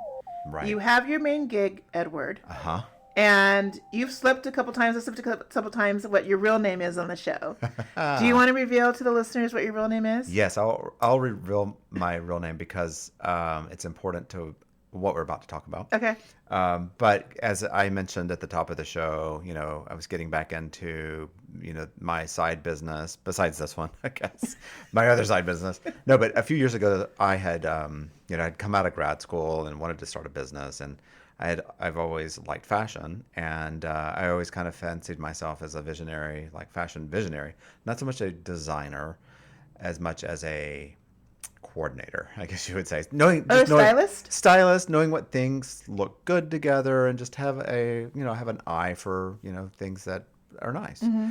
And so I started making scarves and things like that, accessories, just an accessories business. But I had to push pause for about 2 years because it was financially burdening, and it would probably always be that way until something really, really good happens or an investor steps in. But I had some investor problems in the very beginning, and that's what kind of like threw me off. I'm sure. Yeah, it really threw me off. And so anyway, so 2 years later, I've come back to it, and I had set up the brand and everything. The brand is under my real name, which is Devon Carbaugh. And so I've decided to start doing more niche-y type bags, like duffel bags and tote bags. More tote bags because that's where I'm starting, because I'm making them myself. You're from scratch making these and designing these tote bags. Yeah, for women and men. Yeah, for women and men. Women will probably be my target audience. Okay. And so, but men are also my target audience, but starting with women. Of course, because we like to shop. I can do men's bags easily as well. But so, yeah, I am going to probably be launching somewhere after the year, like February, March. Great. Stay tuned for that. When you say launching, we're doing a whole new website. You're going to do a whole new branding. The whole thing is going to be well thought out, and we're looking. I'm looking to do, keep my costs slim. So I'm probably going to do a run of bags. They're going to be a pre-order style, meaning that if you go to devoncarbaugh.com, that's CARBAUGH is how you spell my last name. You already established your website? Oh, yeah. Work. Mm-hmm. I've had it for 4 years or so now. But it's Devon, DEVIN, devoncarbaugh.com. After the year, we're going to be putting things up, and I'm going to have pre-orders so I can make things actually a fresh batch of, I can't do a lot of them because I'm doing all the work myself. But I have bags up, and they're going to be done on my website, where you can go look at them in the galleries and see if you want to pre-order one. Ooh. And then I'll also blast it on social media to see if I can get a barometer of who's going to be ordering. Absolutely. So you can pre-order them. It'll take a little, a week or so for me to get everything made, and then I'll ship them out. So I'm going to start dipping my toes into that pool like after the year. You gave me one of your prototypes. Right. It is this beautiful blue, and what's this other color you would call it? Burlap kind of color? I would just call it taupe. Taupe and dark blue, navy blue, which matches my hair. Mm-hmm. It's actually perfect. It's a nice medium-sized tote that's great for the beach. It's great for shopping, but it has these very skinny spaghetti straps for the shoulder. They're shoulder straps. It's a retro bag. This bag, I actually call this bag. I have a name for it. What is it? So this is actually the Orange Grove Avenue bag. What? Yeah. Why Orange Grove? Well, because someone very near and dear to my heart lives on that street. Oh. So there you go. There you go. So once you go to my website, you'll see that the E in my first name, Devon, is sort of the brand logo. So it's a double logo. Mm-hmm. So my name is a logo, and then there's an E in my name. It stands out. It's three lines, and they're orange, blue, and black, and they alternate on colors. And so when you see that on a bag, you'll be like, oh, that's a Devon Carbaugh bag. Perfect. I'm beyond excited. Congratulations.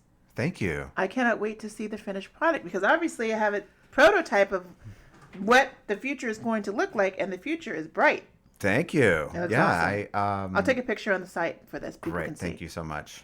Yeah, it's so beautiful. I mean, look, I'm not looking. I think my first go around, I was looking to be something that I don't know if I could ever accomplish. So this time around, I'm just doing what I want to do. What's going to be your price points, real quick, on the bag? That's interesting that you asked me that, because people had asked me the other day, like, what are they going to be priced at? I'm going to meet with a consultant. Okay. And figure that out. But they're not going to be expensive, but they're not going to be cheap. So, look mid-market. Okay. Somewhere in the mid-market Okay. range. There's this really cute area. I think I already mentioned it before we started the podcast. There's cute new, malls are the dinosaurs of today, right? Right. Where are the malls at? We know we have our Westfield Mall here in Culver City. We have like their famous Westside Pavilions went out of business. It's becoming a Google building. Century City Mall is still vibrant. It's still packed because they have high-end stores. Right. It's pretty exciting there. But malls in general are dying. I mean, there's a reason why Forever 21's not in business anymore. Not happening, yeah. But there's these new pop-up type of shopping experiences they're calling that are like mini malls, but like, let's be honest, they're high-end strip centers. Yeah. So there's one area called the Platform here in Culver City, and I went yesterday. Beautiful. Oh, it was so beautiful. There's these stores I never heard of. They're designers, and they have these really cool pop-up stores. And I think that's also the future of shopping is that where you're not linked into a 5-year lease, you're linked into maybe a 3 or 4 month lease where you can gather some attention to your brand name, to your design, to your product. And then obviously you gather some kind of audience and then you move to another place. Yeah. But that's what they're doing. All these places were kind of pop-up stores. That's what it is. You get the experience. Very smart. Without being nailed down Absolutely. forever to a brick and mortar. And if you are a person on a budget and you can't afford a $10,000 a month rent in Culver City, but you can afford a pop-up type of lease, why the hell not? Why not? So what in this area is called the Platform, and it also is a park next to it called the Platform Park. Oh, yeah. And they used deconstructed wood from a landfill to build it. Oh, did they really? Really smart. Oh, so beautiful. deconstructed wood, recycled wood, park benches, and it's this beautiful park that's next to the shopping center. There's this one place, this restaurant called it's really cute. It's a Mexican restaurant called Low Key, but it's spelled Loquie. Oh, okay. And they had this bomb ass chicken taco that I had with homemade flour tortillas. Tell me ridiculous. more. I'm definitely going back over there.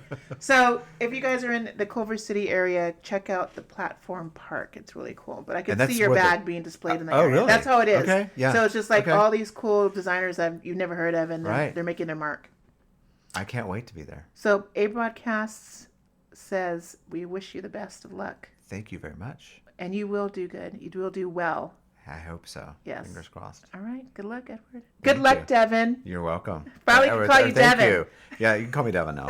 Obviously, the secret's out. Anyway, Edward is my middle name.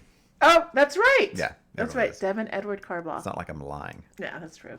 Thanks, Devin. Devin.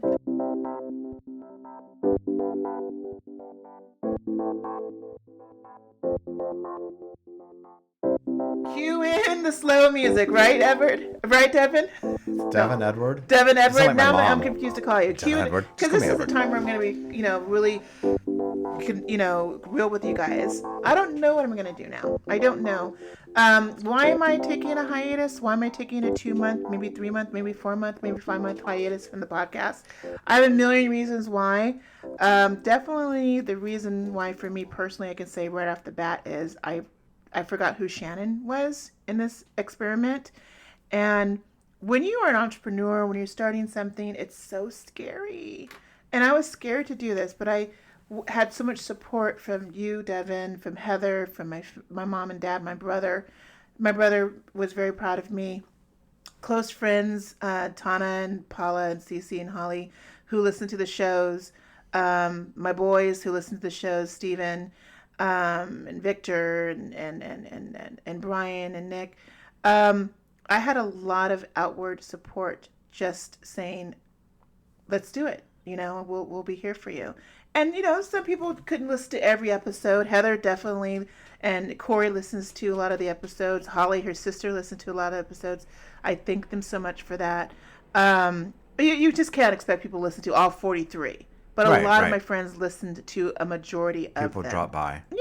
You have to respect that. I have to respect it. I can't, people have a life, So I really want to say to all of my good friends, my best friends, Lynette and Kim and Heather And the people who showed outward support, thank you so much. And it means a lot to me.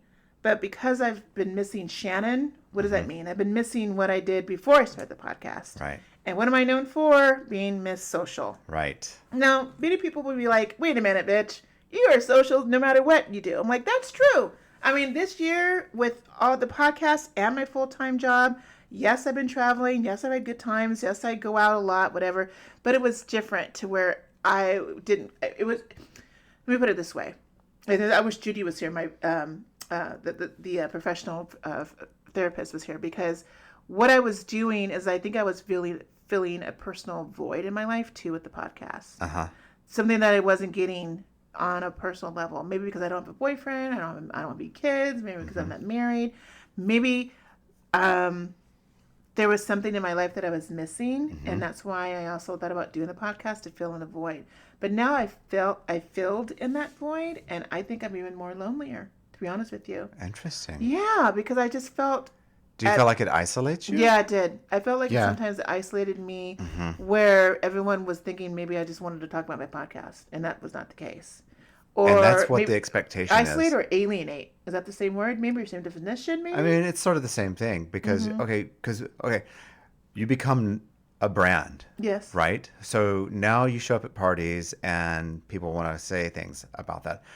My name isn't on the show, and I go to a party that people know us both, and they want to talk about the podcast. So I can only imagine what it would be like for you. Your name's on the show. This is your show. Yeah.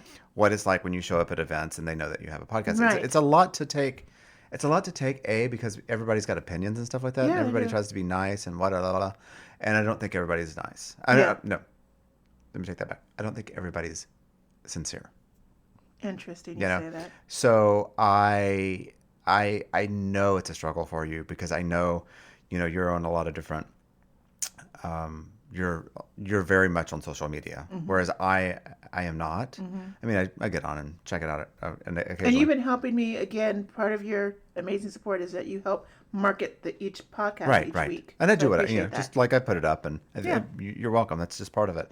But that has to be a lot. And I know it has, and I know how much you depend on getting people's feedback, and you want to hear feedback. And when people aren't liking giving you likes or whatever on it wears on you. It did. It took it personally. And you took it personally. I took it personally. I didn't get a lot of negativity from the podcast, but there were times where I didn't get anything from the podcast in terms of outward spokenness. And I can't. That's one thing. Me and Heather, we talked about it on her podcast too. I have expectations, because I have expectations for myself that I shouldn't equate expectations. Oh, this is such a good conversation. I'm not going to say her name, but I was recently with her, hanging out recently, and she was dating this particular person, individual, and she had expectations because of this particular individual, and she broke up with him. And here I am saying that wasn't fair for you to break up with this person, because you can't expect him to be just like you. And I saw mini Shannon over there saying, get it, girl. Because Heather and I have gotten into arguments about this. Okay. Because I have expectations from Heather, and we've gotten into actual, not fist fights, but we got into arguments, because I expected Heather to react a certain way. I expected Heather to, and this is not because of the podcast, this is other stuff we had in the years. In a friendship, how you have expectations in a relationship. And here I was counseling this one lady, my friend, saying, girl, you can't expect this particular person that you're dating to act like you. Right. He's not like you. Right. And she's very generous and when she dates somebody. Right. And this particular person wasn't giving the same generosity back to her. Right. And so she broke up with him. And I said, that's not fair. And she didn't communicate her frustrations with him. So me learning about this process about expectations with people on social media, I can't get mad. No. I can't get mad that John Smith didn't give me that certain like. Right. I can't get mad that Sally Johansson didn't give me a compliment. So this social media is it could fuck you with your brain. It Yeah, really can. It really can. I haven't divorced myself from it, but I've stepped back from social media a lot, and I know that it's a bullhorn or megaphone for like brands and everything like that. So I need to get used to getting back into that, but I just want somebody else to do it. I don't know. I don't know how to broach that subject with people, but it's not fun. It's not kind. It's not kind. You know, and it's gotten away from what it was originally intended to do. But I think for you during this break, this hiatus, whatever we're calling it, I think you will understand now why you did this show. I tried to find me. Yeah, and I'm an observer. I sit back and watch and listen and edit out all the time, and I've seen the growth in you since day one, since November. Well, the rehearsals, whenever those started, until now. You know, it's an awareness of yourself. It comes, you know, it only comes from like getting in touch with yourself, being aware of who you are. And yeah, and you know, episode 4 was that proverbial mirror episode, and facing my fears. Right. Being vulnerable on the microphone, being vulnerable on social media, because you are basically figuratively naked. And that when I cried on the microphone with Heather, when we were talking about masturbation, we were talking about stuff, mental stuff with Judy Bloom, we were talking about domestic partnership, we were talking about me and my relationships with the LGBT community and why I favor having so many friends in that community. My dating, my sex life. We talked about my sex life on the show. Yeah. My God. You know, talk about a therapy session. That's vulnerability. You and I said both, this podcast has become a therapeutic type of experiment as well for us, right? For sure, 100%. You and I have opened to each other. I've opened up to strangers. You've opened up to strangers on the show. And it has just been a roller coaster of emotions. Yeah, and I have to tell you that I appreciate, because we're in the same demographically age category. You're 10 years older than me. Don't let her fool you. I'm 20. No, 20 years older. No, we're about the same age. We're definitely from the same the same generation. So it's nice because Danny is he's so much younger than me, and not that we don't connect all the time, but it's fun to come over and talk about old times with you, like just crazy shit from the 80s and the 90s that we didn't grow up together, but we were all in it together as a generation, going through things. So it's nice to have that connectivity with people, because I don't get out a lot, because you would say you're a homebody. I am a homebody. You really like to stay home. You like to just relax and chill, and that's fine. That's fine. So this helped get you out of your shell. Yeah, right? it did, and I will miss it, and I'll like whatever the future is going to be, whatever you decide is like is what you decide. Yeah, but you and I became closer in friendship. Oh, for sure, 100%. I love you even more. Oh, I love you even more. My too. God, you've been there you've been my rescuer. Well, don't let me start crying right now.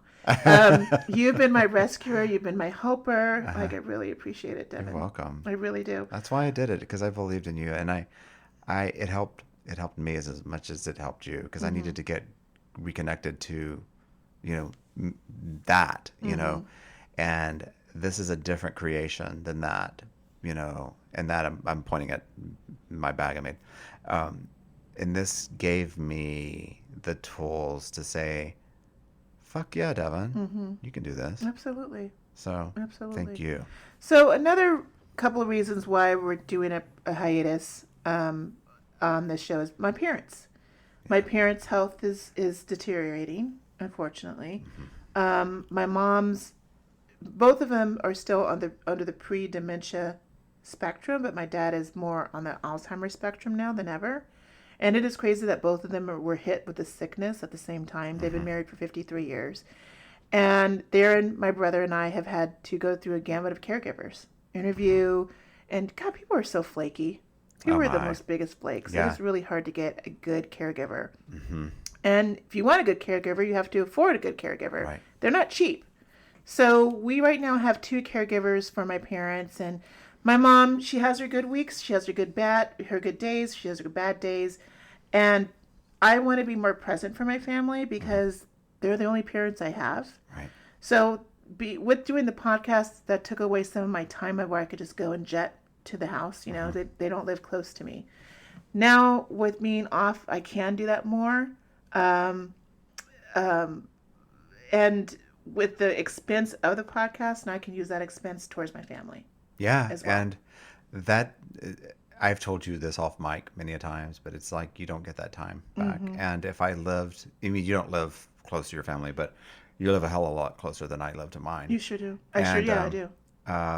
It's just that if I could, if I could afford to jet home every weekend to be with my mom, I would do that. So don't even though they're sliding, mentally and all that stuff, they're still your parents. They still love you, and just try to seize that moment as many times as you can. Yeah. So the money is definitely going towards the care of my family. That would be my utmost concern right now.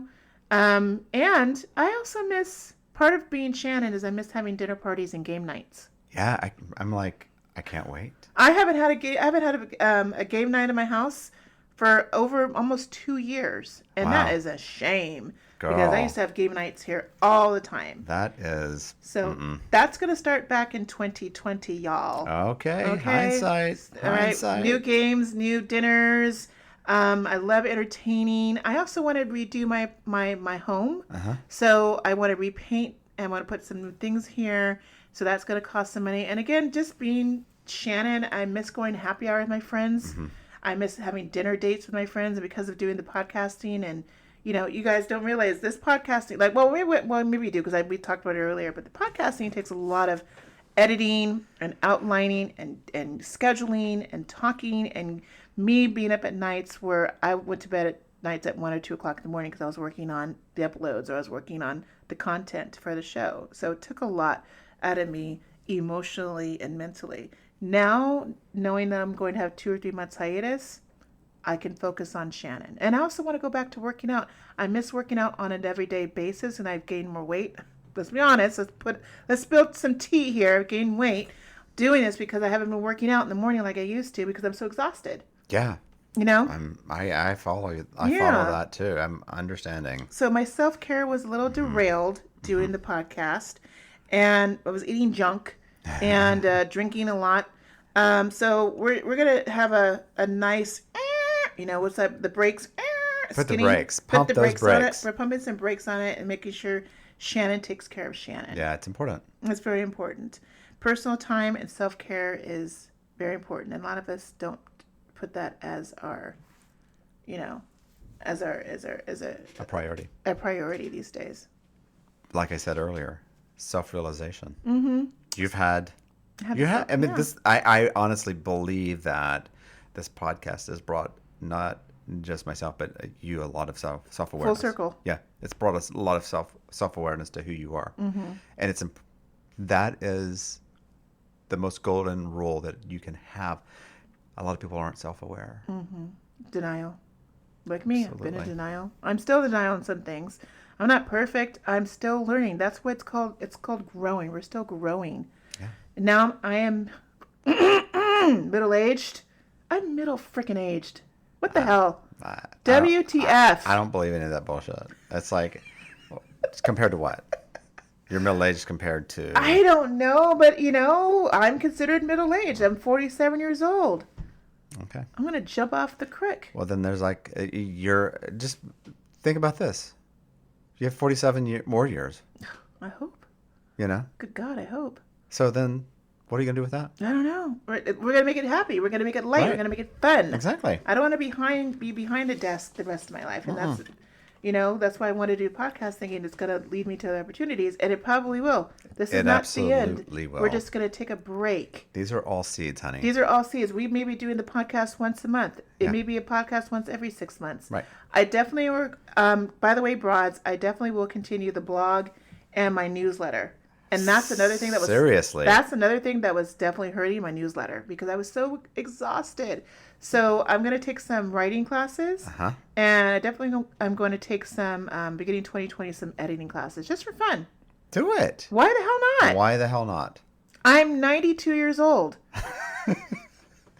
God, that's 47 years flew by real quick. Right. Jeez, the next 47? If my mother at that time, she got her degree at 68. She got her MBA. Right. At 68. Oh my God, I cannot imagine Why can I that. take a couple of night classes on writing? Because you can. Because I can. Yep, you can. You know? So if y'all are thinking about changing your careers, your lifestyle, do it now. Carpe diem. For real, for reals, for reals. That is such a true statement. Don't let... Oh, I gotta wait till my kids grow up. Oh, I gotta wait till my husband gets his job. Oh, I gotta wait until I get this promotion. Oh, I gotta wait till I get a better car. Oh, I gotta wait until I lose weight to date. Oh, I gotta wait to go on this website because I'm not ready to date. Oh, I gotta wait to whatever. Time's gonna pass anyway, so might as well do it doing what you want. Do it now because you're never gonna have the opportunity. If something else is gonna be in your way, then that's your fault. That's right. One thing about Madonna, well, I'll talk about Madonna in a minute. Her Madame X concert, she said throughout the concert, fuck it. Fuck it. Mm-hmm. Y'all, fuck it.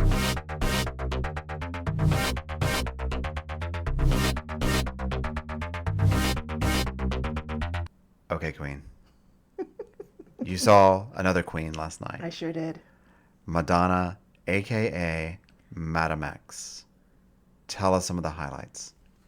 From day one of our podcast, Edward, who did we speak about? Madonna. Every Madonna, episode. Madonna. Everything was about her new album. Mm-hmm. What is Madonna working on? Are we going to have a tour? Yes. From day one, if y'all been listening since day one, you know it's me and Devin's queen is Madonna. Uh-huh. And even though I'm taking a hiatus, if that bitch called me and say, Shannon, I want to be on your show. Can you imagine? Yeah. We're doing it right now. I'm calling you on your work. Can you be in 5 minutes? Yeah. Could you imagine? Obviously. No, I couldn't. Oh my God, that would be amazing. Mm-hmm. Madame X, Madonna, the Madame X, a phenomenal performer. She cannot do anything wrong. No, she's not perfect. She has... There are people who are going to go to the show expecting a different type of Madonna versus the girly show, versus Blonde Ambition, versus Rebel Heart, versus Confessions. This is a different Madonna. This is now an aware Madonna, but she's always been socially aware, politically aware. She always has a mouth on her about social injustice in the world, women's rights, equal rights, LGBT community. Absolutely. But this concert... more than ever. The minute, again, I'm not going to try to do too many spoilers for the people who haven't seen the show, but if you guys listen to her, this new album, Madame X album, her premise to the album is she's a spy, she's a teacher, she's a whore, she's a mother, she's a prostitute. A prostitute. Yeah, a whore, whatever. Yeah. Mm-hmm. She's all these things. She's Madame X. Yeah. Okay? So the premise is that she's all these personalities. And if you've seen her video on YouTube, it's on Viva, whatever, called God Control, it opens with that song, and the dancer, I think it's one of the dancers she's dating, opens up, and he's in a black suit, and she's in the background typing away. Look at the video. It's called God Control, and it's about gun violence. Mm-hmm. And we all know Madonna is against, the AKAs and gun violence and what it has affected our country with gun violence. And that opening scene is emotional as it is. Wow. Can't wait. Let's cut back to the controversy behind Madame X and the concerts. As most of you know, you are not allowed to bring your phones in to the venues. So she has been touring the United States already, has already had 44 shows, and you cannot bring any type of recording device. You can't bring your phone. You can't bring a camera into the venue. And you can bring it, but... You can't, yes, but this is the deal. The security company that she hired devised these pouches or these purses for your phones that lock electronically. So I thought we were all going to give up our phones and put them in a locker. When you get there, I thought security was going to be a beast. It was so smooth. It was so calculated. It was so professional. You go in line. They see you have a phone. You go through security again. They check your bags, and they give you these little phone pockets, and they electronically lock. That's so you crazy. Can't tamper with them. They're high end. There's like this high end lock. So you're not giving away your phone. You just can't have access to your phone because it's locked away in this phone purse. Do they visually want to see you put it in the pouch? Yes. You have to visually. They have to visually see you visually it. Put your phone in. And this then at a purse. certain time, they push a button. It locks all of them in Automatically. When you do it, it automatically. And they have a second check when you go to your seat to make sure that purse is still locked. Girl, she's not playing. Madonna doesn't play. When she says play. what she wants, if she says what she wants, she's going to get it. Right. This is a millionaire. This is an artist. So back to the performances. God Control was the first song. Then Dark Ballet was the second song. And then her third song was Say Something Wrong. Oops, I didn't know I couldn't talk about sex. What's that song called? Human Nature. No. Human Nature. Thank you. And that was she does this particular splits. She's on her elbows. And she does the splits in the circle type of structure. She's 60 freaking one, you guys. Good Lord. And she's still doing splits. Yeah. I mean, her body on the show is insane. That's crazy. She rants a lot. That's FYI. She does rant a lot on the show. She talks about political stuff and being open and being free. You know, F Trump, whatever. And but it wasn't really about Trump. It was just basically about how our country's having these issues and everything. And if you are a conservative, you may be a little pissed off that you spent $300 on a ticket. And she's talking about liberalisms, but she's a liberal. Yeah, and she has every right, and it's her show. So if you want to talk, if you want to hear what she has to say, or you want to see what she is going to do in performance, you're going to hear her rants too. Yeah, and she is famous for ranting. She's famous for ranting. She's famous. Like, the Vatican has boycotted Madonna. The Vatican. Yeah. Well, this video that she had for Dark Ballet, did you see the video? Yes. It's all, again, about the Catholic Church, and it's anti-religious. Yeah. You know, talks. You know, it has a guy burning not at the stake, but burning on a bush. Right. And you know, I know. Let's be honest. She is known for controversy from living like a prayer. But you know what? Video. Girl prays every show, and you got to admire that. Before each show, she has a circle prayer. She's very well known. She for, does praying.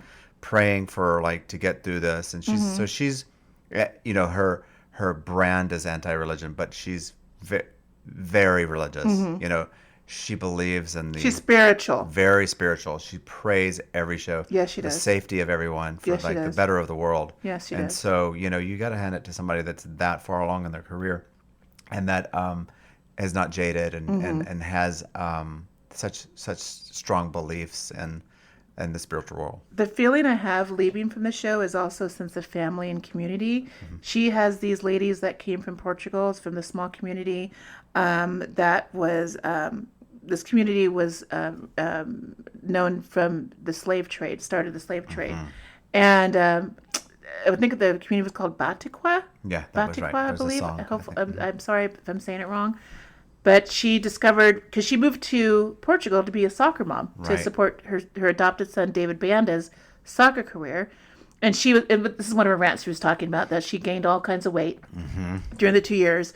And when she moved to Portugal, she was inspired by the fado singers and fado guitar players. And she has a couple of songs in this latest album that are inspired, that are fado inspired. Right. The dancing in the shows, insane. I can't wait to see this. I don't know where she finds these dancers. These dancers are they're so limber, and they're acrobatic, and they're beautiful. And a lot of the dancers, I was telling Devin earlier before the show, a lot of the dancers are androgynous. So I didn't know if this one particular dancer was a woman or a man, because they all had short hair. A couple of the men had long hair, but they would be pinned up in a bun. Oh, wow. Okay. One thing I have to point out on this concert performance, there's this song. It's called Extreme Occident. Yes. And it's all of her singers are in this type of chorus line row, and they all are wearing red ties, white shirts, and black slacks. And it starts off with this one guy, and he's like, he's breathing into his moves, and so it's nothing but sighs and deep breaths, like, and it's in a rhythmic tone. Wow. I don't know who designed that piece or who choreographed that piece. Beautiful. All I know is Madonna. It was one of the most memorable dance scenes I've ever seen in my life. And it was like one after another. All of the dancers came choreographed, and they were dancing this rhythmic, breathing exercise type of organic. It was very organic, but they were wearing suits. I love it. And they were all androgynous. So you don't know if it was a man or woman, but when they opened their shirt, you could tell if it was a woman because they were wearing a bra, type of outfit. Oh my gosh. But the bodies on these freaking dancers, insane. Disgusting. Like everybody's just so fit. Like the abs and the ribs are just showing, and the muscles and the legs are popping out. I mean, they're dancing how many hours a day? They're dancing. But look at Madonna. Look at her. Look at her legs. Look at her abs. Look at her arms. Right. She's 60 freaking one. And she's got a knee injury, so she did okay. Yeah, she has that band around her knee. Okay. That helps support it, compression. but you wouldn't know, honey. Yeah. The way she's going around that stage, you wouldn't know Plus that she had a knee her injury. IT band or something like that. So. Good God, she's amazing. Wow. So overall, the show was about 2.5 hours. Okay. We didn't get home until 2:30 last night. Wow. That's crazy. So I've got my work cut out for me tomorrow night. Don't worry about being at the venue at 8:30, 9:30, or even 10 o'clock. We got there like around 10:30. The doors opened earlier, but she literally didn't start the show until 11 o'clock at night. Okay, good to know. Mm-hmm. Good to know. Yeah, it's a long night. I mean, I've known, but Yeah. Like some fools actually suing her for moving her showtime. I'm like, What? are you kidding Who's me? suing her? Oh my And God. it's at a show that's happening in Miami, and I guess next month. And he's like, they pushed the showtime back on it because it says one time on the ticket, but they sent out an email saying that they're moving the showtime. Yeah, I got this. Yeah, you sent me the email too. Trying to sue her, honestly. They're not gonna win against Madonna. Get the F out of here. Oh my God! Idiots. Here's some free tickets. Relax. Here's some free tickets. Relax. And Have a I chode. wouldn't even do that, but I was just like, Have a what? chode. Yeah, here's a drink. Or something. God. Anyways, I will say it is a different Madonna experience, a different Madonna concert. It's I wouldn't say it's also low key. It's just different. Yeah, it's in a theater. It's in a theater. It's not in a stadium. It's not in a huge, it wasn't at the Staples like it was before, the Forum, whatever, where it has, 20,000 people. This is a theater that fit maybe 4,000 people. Maybe, I don't even know that with the wheelchair. 1,800. How many? 1,800 seats. 1,800. That's it. That's it. There you go. So it's intimate. You're seeing Madonna. You're seeing the lines on her smile on her face. You're seeing her legs in your face. Every seat in the house was great. It was hotter than hell though in there. Okay, The air good to know. conditioning. It's an old building. The Wiltern is an old building, so the air conditioning was not working. So dressed for the occasion. Dressed for the occasion. Okay. And be prepared to be wowed. I can't wait. I'm Yeah. still in denial that it's happening tomorrow. You're gonna have so much fun. I can't wait to hear your take on it. Me either. Yeah.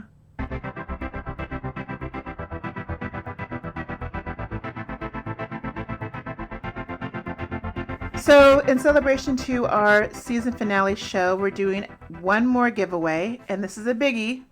This is a biggie for all you makeup enthusiasts out there. As you know, Jeffree Star and Shane Dawson, who are huge YouTube stars and video enthusiasts, they collabed with their new controversy and conspiracy palette. Well, guess what? Your girl here, Queen Shan Shan, has both of them. They are sold out. Devin Edward. They Yes, are Mom? sold out to. They don't know when to win. Really? Yeah, that's how big this palette was. It just blew the industry out of the water. Really? So they can't even restock it because it's going to take a few more months to restock these palettes. But who has them for our listeners? Queen Shan Shan. That's right. She has, and I'm looking at This is the something right conspiracy. now. This is the conspiracy Okay, palette. the conspiracy pot. Oh wow. It's gorgeous. It has a lot of lights, some shimmers. It has a pink one called Trisha. It's flaming hot. Like Shane Dawson's known for eating, and he loves his hot Cheetos, and so he has a color called Cheese Dust. He's also known for conspiracy videos. Shane Dawson. Look, okay, so here. That's why the names of these palettes are interesting. Wait, Look at okay, the names so- of the palette. Okay, so that's the Should I read them out? Yeah. Okay. Diet root beer. That's his favorite thing that he likes to drink. Okay, I'm looking for a conspiracy. Diet Cola. Well, the palette's called Conspiracy. Okay. But you have Illuminati. Oh, Illuminati. Yeah, but with a T-E. Yeah. Okay, I see a few of See them the in theme? Mm-hmm. Yeah. And I'm more literal. I'd be like JFK. That's a good one. 9/11. Okay, so Illuminati. controversy. I do like the Illuminati one. That's a pretty good one. That might be the second because they're doing a second palette. They plan on doing a second, expanding their collection to like highlighters. So that'd be an idea. JFK. Bigfoot. The Tessie? Abominable Snowman. Yeah. Oh my goodness, you already gave him ideas. You should totally email Jeffree Star. That's a good idea. Sleep paralysis, Illuminati, my rides here, Diet Cola, what's the tea? So that's the main conspiracy palette. Then they have a mini palette called the controversy palette. And he talks about flat Earth because there's a lot of people who believe in flat Earth. Oh my goodness. Let me see these names. Crying My Couch. So if you guys get a chance to look at the website, the Shane Dawson website or the Jeffree Star Mini controversy. Cosmetics, You can tell they're that beautiful. this is It's a like beautiful some palette. millennial bullshit too. Because Oh, I'm like, totally. are you kidding me? These aren't this isn't a controversy. Are you kidding me? One of them is my boyfriend's purse. Yeah. Because his boyfriend has a purse and My apology. my apology because he's always apologizing online for something. How about Madonna? She's controversy. She's controversy. Yeah. This concert is controversial, but these colors speak to the generation of today in makeup. Mm-hmm. You can't say the packaging is spot on. Look at the I love packaging. it. Yeah, it's very. It's cool. heavy. It's durable. It's really pretty. So these two palettes I'm giving away as a giveaway. Right. And what should be your secret phrase for the season finale? Should it be Bigfoot? Oh, It's 2 words technically. that's 2 words. Well, so let's instead of doing a secret phrase, let's do the secret word, which is Bigfoot. Yeah. No one's ever going to get it because you got to listen to the damn show. That's very encoded, and if you spell it backwards. Okay. Right? Yeah, okay. All right, so it's official, you guys. To win both of these palettes that is valued over $72, I will ship to you only U.S. entries only, please. You have to Instagram me the secret word, DM me at A Broad Podcasts on Instagram, A Broad Podcasts. DM me the secret word, and you'll be entered to win. And this is a great holiday gift. The winner will definitely be announced in December. I'm thinking maybe December 15th. Ooh, nice, So you can nice still- little gift. You'll get it before the Christmas holiday. Right. Okay? Gonna send that out via snail mail, Yeah. or are you gonna FedEx it? Yeah. So what's the secret word again? Bigfoot. Bigfoot. This is sad. This is our final sign off for 2019. 2019. And it's been a ride. 1 year, girl. 1 year, We Devin. did it. Looks like we made it. Looks like we made it. That's Manilow, right? Who sings that? Is that Manilow? Barry Manilow? Oh yeah, Yeah. you're right. So some of the listeners may not know who Barry Manilow Oh, is, God. If but they don't know who Barry Manilow is, we are definitely in trouble. he started out with Bette Midler in the Yeah. Bathhouses in New York. So That's check true. it out. That's true. Thank you again for all of you broads. And as you guys know, the word broad was not a derogatory phrase coming from me. It meant that you are strong, men and women alike. Young kids even listening to this episode. We've had so much amazing feedback, great feedback from our podcast. This was a social experiment. It was a fun experiment. It was a successful experiment in my opinion, I think. And you all were here for the ride. Yeah. You all were guinea pigs. I was a guinea pig. Devin was a guinea pig. We were all in on it. Yeah, we were all on in it. Yeah. So thank you again. I don't want to get all emotional and start crying, but I do want to just say part of my life has been this. And what's next? I don't know. Are we coming back? I don't know. I don't know. Let's just leave it as is it a question mark, or is it a exclamation mark, or I don't It's know. a combo exclamation and a question How about mark. a ... Oh, good. ... Blah, blah, blah. Let's leave it at that. We'll leave it at that. I'm looking at Devin's Buttery Jack soda from Jack. Oh, it was delicious. I had like a gallon of it because I woke up really late today. But 2020, congratulations. Hopefully we're going to make it to 2020. We have a month and a half of this year left. So we're going to take a break during the holidays, take a break until the next year and see where we are at. In the meantime, be safe. Have a wonderful Thanksgiving. Have a wonderful holiday. Be joyous into the new 2020. We're in a new decade. Wow. What did I do 10 years ago? I can't believe What was that, 2000? That was 2009. What did I do 10 years ago? I don't know, but I've seen that stuff on Facebook. The 10-year difference. And I'm like, I'm so not participating in that. I'm not either. I can't do that. Can't do it. What did I do 10 years ago? I definitely started my insurance business. I had no idea what I was doing, and look at me now. Yeah. Very successful. I was an assistant at Sony. That's right. I've come a long way. You've come a long way, dude. We've come a long way. A lot of time. A lot of things can happen in tenure, obviously. So let's see what's going to happen in the next 10. A lot of things can happen in 10 minutes. Mm-hmm. Right? So, once again, I already said a million thank yous. Thank you to my guests, to my sponsors, to my editor and friend, Edward, to everybody who was a part of the A Broadcast podcast. Thank you. I love you. And until then, and until always, I'm Queen Shan Shan, and thank you for listening to Abroad.